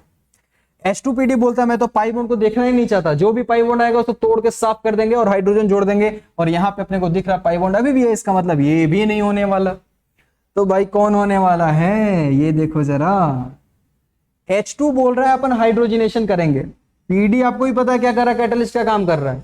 BSO4 के आकर क्या बोल रहा है, भाई एक ही बार तोड़ना है, बार बार तोड़ने की जरूरत नहीं है। जैसे अगर देखो बेटा C ट्रिपल बॉन्ड C के साथ भी अगर हम H2PD लेते हैं तो सारे पाई बॉन्ड को तोड़ देता और यहां पर इसको एल्केन में कन्वर्ट कर देता, लेकिन H2 के साथ PD और कुछ भी दिख गया BSO4 या CaCO3, ये बोलेगा रुक जा बेटा, एक ही बार तोड़ना है, 2 बार नहीं, और दोनों बार एक बार पाई बॉन्ड को तोड़ के दोनों हाइड्रोजन को सेम साइड लेकर आ जाता है। सिमिलरली अगर एसिड हैलाइड भी लिए हैं अपन तो एसिड हैलाइड को भी H2PD अगर BSO4 लेते हैं तो सिर्फ एक बार पाई बॉन्ड को तोड़ेगा, और अगर आप एक बार पाई बॉन्ड को तोड़ोगे तो एक पाई बॉन्ड तोड़ के कुछ इस तरीके से आ जाएगा। पाई बॉन्ड तोड़ा, एक हाइड्रोजन जोड़ दिया मैंने यहाँ पे। अब यहां पर क्या होता है, एक कार्बन पे OH और Cl अनस्टेबल होते हैं, जिसके कारण यहां से HCl चला जाता है और फाइनली फिर से एल्डिहाइड बन जाता है। तो याद कैसे रखना है, H2PD दिखे सारे पाई बॉन्ड को साफ करो, PD के साथ BSO4 या CaCO3 दिख गया, वो बोलेगा रुक जा भाई, एक ही बार तोड़ना है, आगे नहीं तोड़ना है, मतलब पार्शियल हाइड्रोजनेशन की बात होने वाली है। क्या समझ में आ गई बात बेटा? इसलिए ये आंसर हो गया। वैसे ऑप्शन वाइज भी आप इसको एलिमिनेट करके आसानी से बना सकते थे। तो ये रहा 11th का पार्ट। नेक्स्ट आते हैं 12th में। तो अब सब सारे मिक्स्ड क्वेश्चन दे रहा हूं मैं, है ना। अब अगर देखें तो ये एल्काइल हैलाइड है। सोचो एल्काइल हैलाइड आते हैं दिमाग में NSR एंड एलिमिनेशन आना चाहिए। रिएजेंट क्या बोल रहा है? एल्कोहलिक। ये तो आते ही बोलता है अपन E2 करने वाले हैं। E2 करेंगे तो ये है अल्फा, ये है बीटा, अल्फा से Br, बीटा से हाइड्रोजन, अपन बना देंगे यहाँ पे एल्कीन। एल्कीन आते ही दिमाग में क्या आना चाहिए? EAR, FRAR, FRSR। याद आ रहा है क्या? EAR पॉसिबल है? हाँ भाई, H प्लस Br माइनस मिलेगा, इलेक्ट्रोफिलिक एडिशन रिएक्शन कर देंगे, और इलेक्ट्रोफिलिक एडिशन रिएक्शन करते ही कार्बन पे क्या आ जाएगा? ब्रोमीन, और यहाँ पे हाइड्रोजन जोड़ दिया, एल्काइल हैलाइड बन गया। अगेन एल्काइल हैलाइड बन गया बेटा, एल्काइल हैलाइड फिर से बन गया। फिर से सब्स्टिट्यूशन एंड एलिमिनेशन, सामने रिएजेंट देखो K प्लस Cn माइनस, तो यहाँ पे जरा ध्यान से देखो, डोनर नाइट्रोजन भी है और कार्बन भी है। डोनेट कौन करेगा? कार्बन करेगा, कार्बन डोनेट करेगा। अगर हम AgCN लेते हैं तो NC का फॉर्मेशन होता अकॉर्डिंग टू NCERT, तो 6C में क्या बन जाएगा? साइनाइड। देखो साइनाइड जब जब आता है एक कार्बन एक्स्ट्रा लेकर आ जाता है। साइनाइड अगर आ रहा है रिएक्शन में तो एक कार्बन जो भी आपने लिया है उससे एक एक्स्ट्रा बन रहा है, तो 2 कार्बन के साथ एक यहाँ पे कार्बन आ गया। अब यहाँ हाइड्रोलिसिस किया गया, हाइड्रोलिसिस से थोड़ा हीट कर देते हैं, तो ये है एसिडिक हाइड्रोलिसिस, मतलब H2O/H+ के साथ हम लोग रिएक्शन करा रहे हैं। और एसिडिक हाइड्रेशन अगर हम करते हैं साइनाइड का, तो C और N के सारे बॉन्ड टूट जाते हैं और वो कार्बोक्सिलिक एसिड में कन्वर्ट हो जाता है। अगर आपको याद हो तो C ट्रिपल बॉन्ड N है, यहाँ पे अगर R है, तो एसिडिक हाइड्रेशन में क्या करेंगे? यहाँ OH3 लगा देंगे और यहाँ पर H लगा देंगे, और एक कार्बन पे कितने OH आ जाएंगे? 3, तो 2 OH डबल बॉन्ड O में कन्वर्ट हो जाएंगे। आई बात समझ में? और अगर यही पार्शियल हाइड्रोलिसिस रहता, बेसिक मीडियम में करते हैं, तो अमाइड तक ही जाकर रिएक्शन को रोक देते हैं। तो यहाँ पर अगर आप देखें तो डी प्रोडक्ट क्या हो जाएगा? तो बहुत सारे बच्चे यहाँ पे दिमाग लगाएंगे 2। देखो मैं कैसे सोचता, 2 कार्बन है, साइनाइड 1 कार्बन लेके आएगा, इसका मतलब 3 कार्बन होंगे, 3 कार्बन यहाँ भी है, बट एल्डिहाइड नहीं बनेगा, एसिड बनेगा। एसिड बनेगा तो यहाँ पे आंसर C हो जाएगा। क्लियर बेटा यहां तक? नेक्स्ट आते हैं 13 रिएक्शन में। 13 में अगर देखें तो ये देखो इथाइल बेंजीन है ना, तो अपन क्या करेंगे? सबसे पहले तो ऐसे बना लेंगे भाई, इथाइल कैसा दिखता है, हो सकता है कभी दिक्कत हो जाए। ये इथाइल बेंजीन आते ही हमारे दिमाग में क्या आएगा भाई? ESR। सबसे पहले भाई ESR सोचना है। रिएजेंट देखो KMnO4, ये KMnO4 क्या बोल रहा है भाई? अपन तो ऑक्सीडाइजिंग एजेंट है, ऑक्सीडेशन करेंगे। ऑक्सीडेशन कैसे करेंगे? याद करो, थोड़ी देर पहले बताया कि एल्काइल बेंजीन में बेंजाइलिक कार्बन पर अगर हाइड्रोजन, ऑक्सीजन या पाई बॉन्ड है तो उसे बेंजोइक एसिड में कन्वर्ट कर देगा। कोई मैटर ही नहीं करता कितने कार्बन है, कुछ नहीं सोचना है। तो यहां पर जो A है बेटा, वो A हो जाएगा कार्बोक्सिलिक एसिड। क्या समझ में आ गया बेटा? A बन गया। उसके बाद आते हैं NaOH। नीट में आया हुआ क्वेश्चन, क्या बोलते हैं इसको? Soda lime. सोडा लाइम आते हैं दिमाग में अपने आप आना चाहिए भाई, सोडा लाइम डीकार्बोक्सिलेशन। डीकार्बोक्सिलेशन में क्या होता है? CO2 हटाएंगे, बेंजीन को बनाएंगे, और इसका रेशियो एक दिया है, आप NCERT में खुद से देखेंगे, ताकि एक बार मैं सोचा हूं कि आप पलट के तो देखें एक बार। क्लास 12 में कार्बोक्सिलिक एसिड जो है ना बेटा, उसके रिएक्शन में सोडा लाइम डीकार्बोक्सिलेशन, उसका रेशियो आपको खुद से पढ़ना है, ठीक है। तो NaOH के साथ CO हो गया, CO2 निकल गया। डीकार्बोक्सिलेशन का मतलब क्या हुआ कि CO2 जा रहा है, मतलब 1 कार्बन लेस रिएक्शन में इनका नाम आता है। चलो जल्दी से पहले मेरे को बताओ अभी लिख के कि सोडा लाइम डीकार्बोक्सिलेशन की अगर मैं बात करूं, उसमें इंटरमीडिएट क्या बनता है? याद करो जल्दी से। कार्बन है। कार्बन आयन बनता कैसे? CO2 को हटा देना, जिस कार्बन से कार्बोक्सिलिक एसिड अटैच्ड है उसको वहां से हटाइए, एनायन बनाइए और रिएक्शन को आगे बढ़ा दीजिए। आई बात समझ में बेटा? तो यहां पर एक हम लोगों ने मिक्स्ड क्वेश्चन भी देख लिया। अच्छा, अगर कार्बोक्सिलिक एसिड दिखे तो हमें क्या करना है ये जानते हैं पहले। जैसे अगर अपने को कार्बोक्सिलिक एसिड दिखी जाए, हमने एल्डिहाइड कीटोन देख लिया, हाइड्रोकार्बन देख लिया, हेलोल्केन हेलोरिन्स देख लिया हमने, तो अगर हमें कार्बोक्सिलिक एसिड दिखे तो हमें क्या क्या सोचना है आज ये देखेंगे, ठीक है। सबसे पहली बात अगर मैं करूं तो यहां पर अपने पास एसिडिक H है। एसिडिक H होने के कारण ये मेटल के साथ रिएक्शन कर सकता है और हाइड्रोजन गैस रिलीज करेगा, लाइक सोडियम एल्यूमिनियम के साथ रिएक्शन कर सकता है। दूसरी बात अगर हम लोग करें तो ये बेस के साथ भी रिएक्शन कर सकता है और बेस के साथ रिएक्शन करके इसके एसिडिक H को रिमूव कर सकता है, जिसमें सबसे इंपॉर्टेंट जो रिएक्शन आती है वो जैसे NaOH के साथ रिएक्शन कर सकता है, सोडियम बाइकार्बोनेट के साथ रिएक्शन करता है। थोड़ी देर पहले बताया था कि फिनोल सोडियम बाइकार्बोनेट के साथ रिएक्शन नहीं करता है, क्योंकि जब ये सोडियम बाइकार्बोनेट इसके H को रिमूव करेगा तो H2CO3 बनेगा, जो कि स्ट्रॉन्गर एसिड नहीं है as compare to carboxylic acid, that is why reaction forward जाएगी और वो H2CO3 CO2 में टूट जाता है। ये रहा ये third part, when carboxylic acid act as a nucleophile. मतलब ये हुआ कि अगर इसके ऑक्सीजन का लोन पेयर जाकर किसी कार्बन पर अटैक करे तो यहाँ O और H के बीच के बॉन्ड जो है वो टूट जाएंगे और यहां से H+ के फॉर्म में ये निकल जाएगा। तो हमने कार्बोक्सिलिक एसिड में देखा कि ऑक्सीजन और हाइड्रोजन का बॉन्ड टूटने के क्या क्या तरीके हो सकते हैं। उसके बाद अगर मैं इसके रिएक्शन की बात करूं तो इसके रिएक्शन में सबसे पहले ये आता है कि ये OH वाला पार्ट जो है, जो कि एक गुड लिविंग ग्रुप नहीं है, अगर मुझे ये पार्ट इसका हटाना है तो मुझे सबसे पहले इसको गुड लिविंग ग्रुप में कन्वर्ट करना होगा with the help of acidic medium और लुईस एसिड। जैसे अल्कोहल में पढ़ा था हमने, जैसे मान लो H+ के साथ अगर मैं ROH दे दूं तो ये एस्टरिफिकेशन रिएक्शन हो जाएगा। आपने पढ़ा है कि OH यहां से जाएगा, H यहां से जाएगा, फाइनली एस्टर बनेगा। उसके बाद PCl5 का आपने ट्रिक देख ही लिया है, यहां से OH चला जाएगा, Cl बन जाएगा। PCl3 आपने देखा ही है, SOCl2 आपने पढ़ा ही है। ये सारे के सारे रिएक्शन में OH को हटा के Cl लगा देंगे, मतलब एसिड हैलाइड का फॉर्मेशन यहाँ पे होने वाला है। अगर इसके अलावा अपन बात करें इसके रिएक्शन की तो यहां पर एक और काम कर सकते हैं कि H+ के साथ अगर हम लोग हीट कर दिए या P2O5 ले लिए तो क्या होगा, एनहाइड्राइड का फॉर्मेशन होगा। देखो H+ इसके OH के साथ बाहर जाएगा और दूसरा कार्बोक्सिलिक एसिड से अटैक करेगा तो एनहाइड्राइड का फॉर्मेशन होगा। एसिटिक एनहाइड्राइड का फॉर्मेशन एनसीईआरटी में H+ हीट या P2O5 के साथ दिया हुआ है। क्या ये रिएक्शन समझ में आई कि OH को हटाने के बाद अपन क्या क्या लगा सकते हैं। उसके बाद अगर मैं आपसे बात करूं रिडक्शन की बात करूं तो इसमें आपने पढ़ा होगा LiLH4, थोड़ी देर पहले मैंने बताया LiLH4 भी रिएक्शन कर सकता है, रिडक्शन कर सकता है। उसके बाद इसमें डाइबोरेन आता है, B2S6 के साथ अगर अपन हाइड्रोलिसिस करते हैं तो ये कार्बोक्सिलिक एसिड को अल्कोहल में कन्वर्ट करता है। मतलब इसके रिडक्शन के तरीके क्या हो जाएंगे, एक तो यहां पर क्या लेके जा रहा है, अल्कोहल, ये अल्कोहल में लेके जाएगा, डाइबोरेन भी अल्कोहल में लेके जाएगा। नाइट्रो कंपाउंड्स को डाइबोरेन आसानी से रिड्यूस नहीं कर पाता, इस बात को ध्यान रखेंगे। तो अल्कोहल में लेके जा सकता है। अच्छा, एल्डिहाइड में भी लेके जा सकता है क्या, ऐसा सोचना है। कार्बोक्सिलिक एसिड का कंप्लीट रिडक्शन कैसे करेंगे, अगर मुझे एल्केन में लेके जाना है तो रेड फास्फोरस HI दिखा देंगे। हमारी बात समझ में। तो रिडक्शन अल्कोहल तक लेके जाने के लिए LiLH4 और डाइबोरेन हमारे पास है। उसके बाद अगर बात करें डीकार्बोक्सिलेशन प्रोसेस की, डीकार्बोक्सिलेशन नाम से ही समझ में आ रहा है, CO2 निकालना है। एक रिएक्शन तो अभी हमने पढ़ा, सोडा लाइम, याद आ रहा है, NaOH प्लस CaO लिया और साथ में हमने क्या कर दिया, हीट कर दिया, तो सोडा लाइम डीकार्बोक्सिलेशन। दूसरा क्या हो जाएगा, कोल्बे इलेक्ट्रोलिसिस, जिसमें एनोड और कैथोड पे प्रोडक्ट बनता है।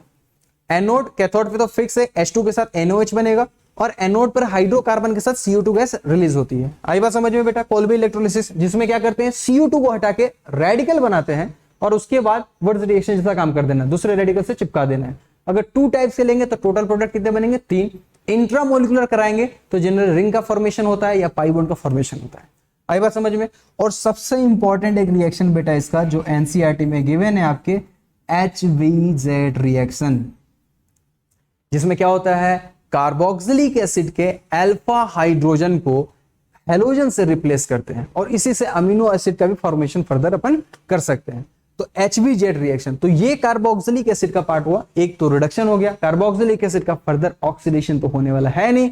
उसके बाद डीकार्बोक्सिलेशन की बात की, जिसमें कोल्बे इलेक्ट्रोलिसिस और सोडा लाइम डीकार्बोक्सिलेशन हमने पढ़ा। एक इसका इंपॉर्टेंट रिएक्शन HVZ रिएक्शन है, आपको याद ही करना है, इसमें कोई इसका कॉन्सेप्ट मत लगाना, नहीं तो कॉन्सेप्ट के चक्कर में बहुत सारा टाइम वेस्ट होने वाला है आपका। कार्बोक्सिलिक एसिड में OH हटाने के तरीके मैंने आपको बता दिए, साथ ही साथ एसिडिक H के कारण कौन सी रिएक्शन हो सकती है मैंने आपको ये भी बता दिया। अब आते हैं इसके अमाइन वाले पार्ट में, लास्ट क्वेश्चन है ये। अब हमारे पास अमाइन अगर दिख रहा है तो हमें क्या सोचना है क्या नहीं।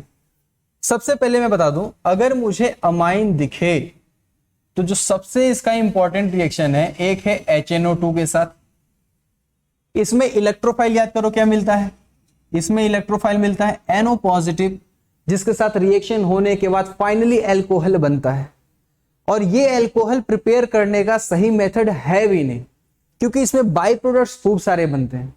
इसके जगह कभी कभी NaNa2 प्लस HCl भी लिया जाता है। ठीक है बेटा। अगर 2 डिग्री अमाइन रहा तो डाई अल्काइल नाइट्रोसो अमाइन बन जाएगा, which is yellow oily liquid, और 3 डिग्री अमाइन रिएक्शन नहीं करता है। ठीक, क्लियर हो गया बेटा।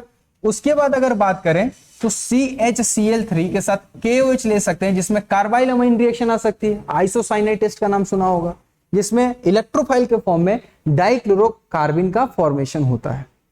ठीक, उसके बाद आपने हेंसबर्ग रिएजेंट का नाम सुना होगा।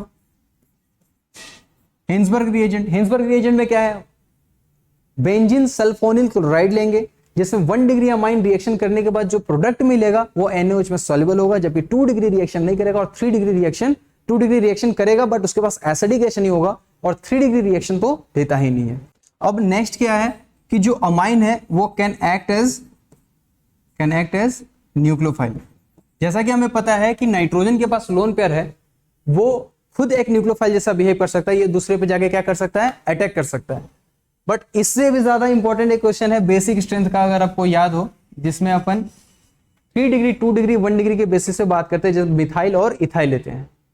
जिसमें आंसर अगर याद हो तो एक्वस फेज में 2 डिग्री 3 डिग्री 1 डिग्री होता है, एंड मिथाइल के केस में और इथाइल के केस में 2 degree then 3 degree then 1 degree. Sorry, ethyl के लिए अपन क्या लेते हैं 2 degree 3 degree 1 degree, and methyl के लिए 2 डिग्री 1 डिग्री एंड 3 डिग्री। समझ में आई बात? तो ये आप देख लेना एक बार, वैसे भी GOC1 का लेक्चर पहले जा चुका है। तो अब आते हैं इस क्वेश्चन में। अब ये यहाँ पर CHCl3 के साथ KOH है, जहां पर डाइक्लोरो बेंजीन अपने को मिलेगा, डाइक्लोरोकार्बन मिलेगा, जहां से हमें क्या मिलेगा CH3CH2NC आइसोसाइनाइड। अब यहां पर देखो LiLH4 है, और LiLH4 क्या बोल रहा है, रिडक्शन करने आए हैं अपन। पहले LiLH4 के साथ देन फॉलोड बाय हाइड्रोलिसिस करते हैं। तो यहां पर जब इसका हम रिडक्शन करेंगे तो नाइट्रोजन को कितने हाइड्रोजन की जरूरत है और कार्बन को कितने हाइड्रोजन की जरूरत है, इसको देख लेंगे। यहां पर अगर देखें तो आपको पता है कुछ इस तरीके से रहता है। जब इसका रिडक्शन करेंगे तो CH3CH2 और यहां पे क्या हो जाएगा नाइट्रोजन, यहां कार्बन, इसको 1 हाइड्रोजन की जरूरत है और इसको 3, यहां पे इस तरीके से इसका रिडक्शन कर देंगे। बहुत सारे बच्चे क्या करते हैं CH3CH2NH2 कर देते हैं। समझ में आई बात? लेकिन ये आइसोसाइनाइड है, तो इसमें फाइनल जो प्रोडक्ट बनता है वो 2 डिग्री अमाइन बनता है, और वो कुछ इस तरीके से इसका आंसर आ जाता है। तो यहां तक मैंने क्या किया कि पूरे रिएक्शंस जितने भी हो सकते थे उसको कवर करने की कोशिश की। अगर आपको ये चीज अच्छी लगी और आपको लगता है कि ऐसे लेक्चर्स और मिले हैं आपको एग्जाम के पहले या बाद में, तो आप इस चैनल को जरूर सब्सक्राइब करें और अपने दोस्तों के साथ शेयर करें, हो सकता है किसी का भला हो जाए। This is Kota pulse by Unacademy. तो बच्चों, ऑल द बेस्ट आपके एग्जाम के लिए। Let's crack it.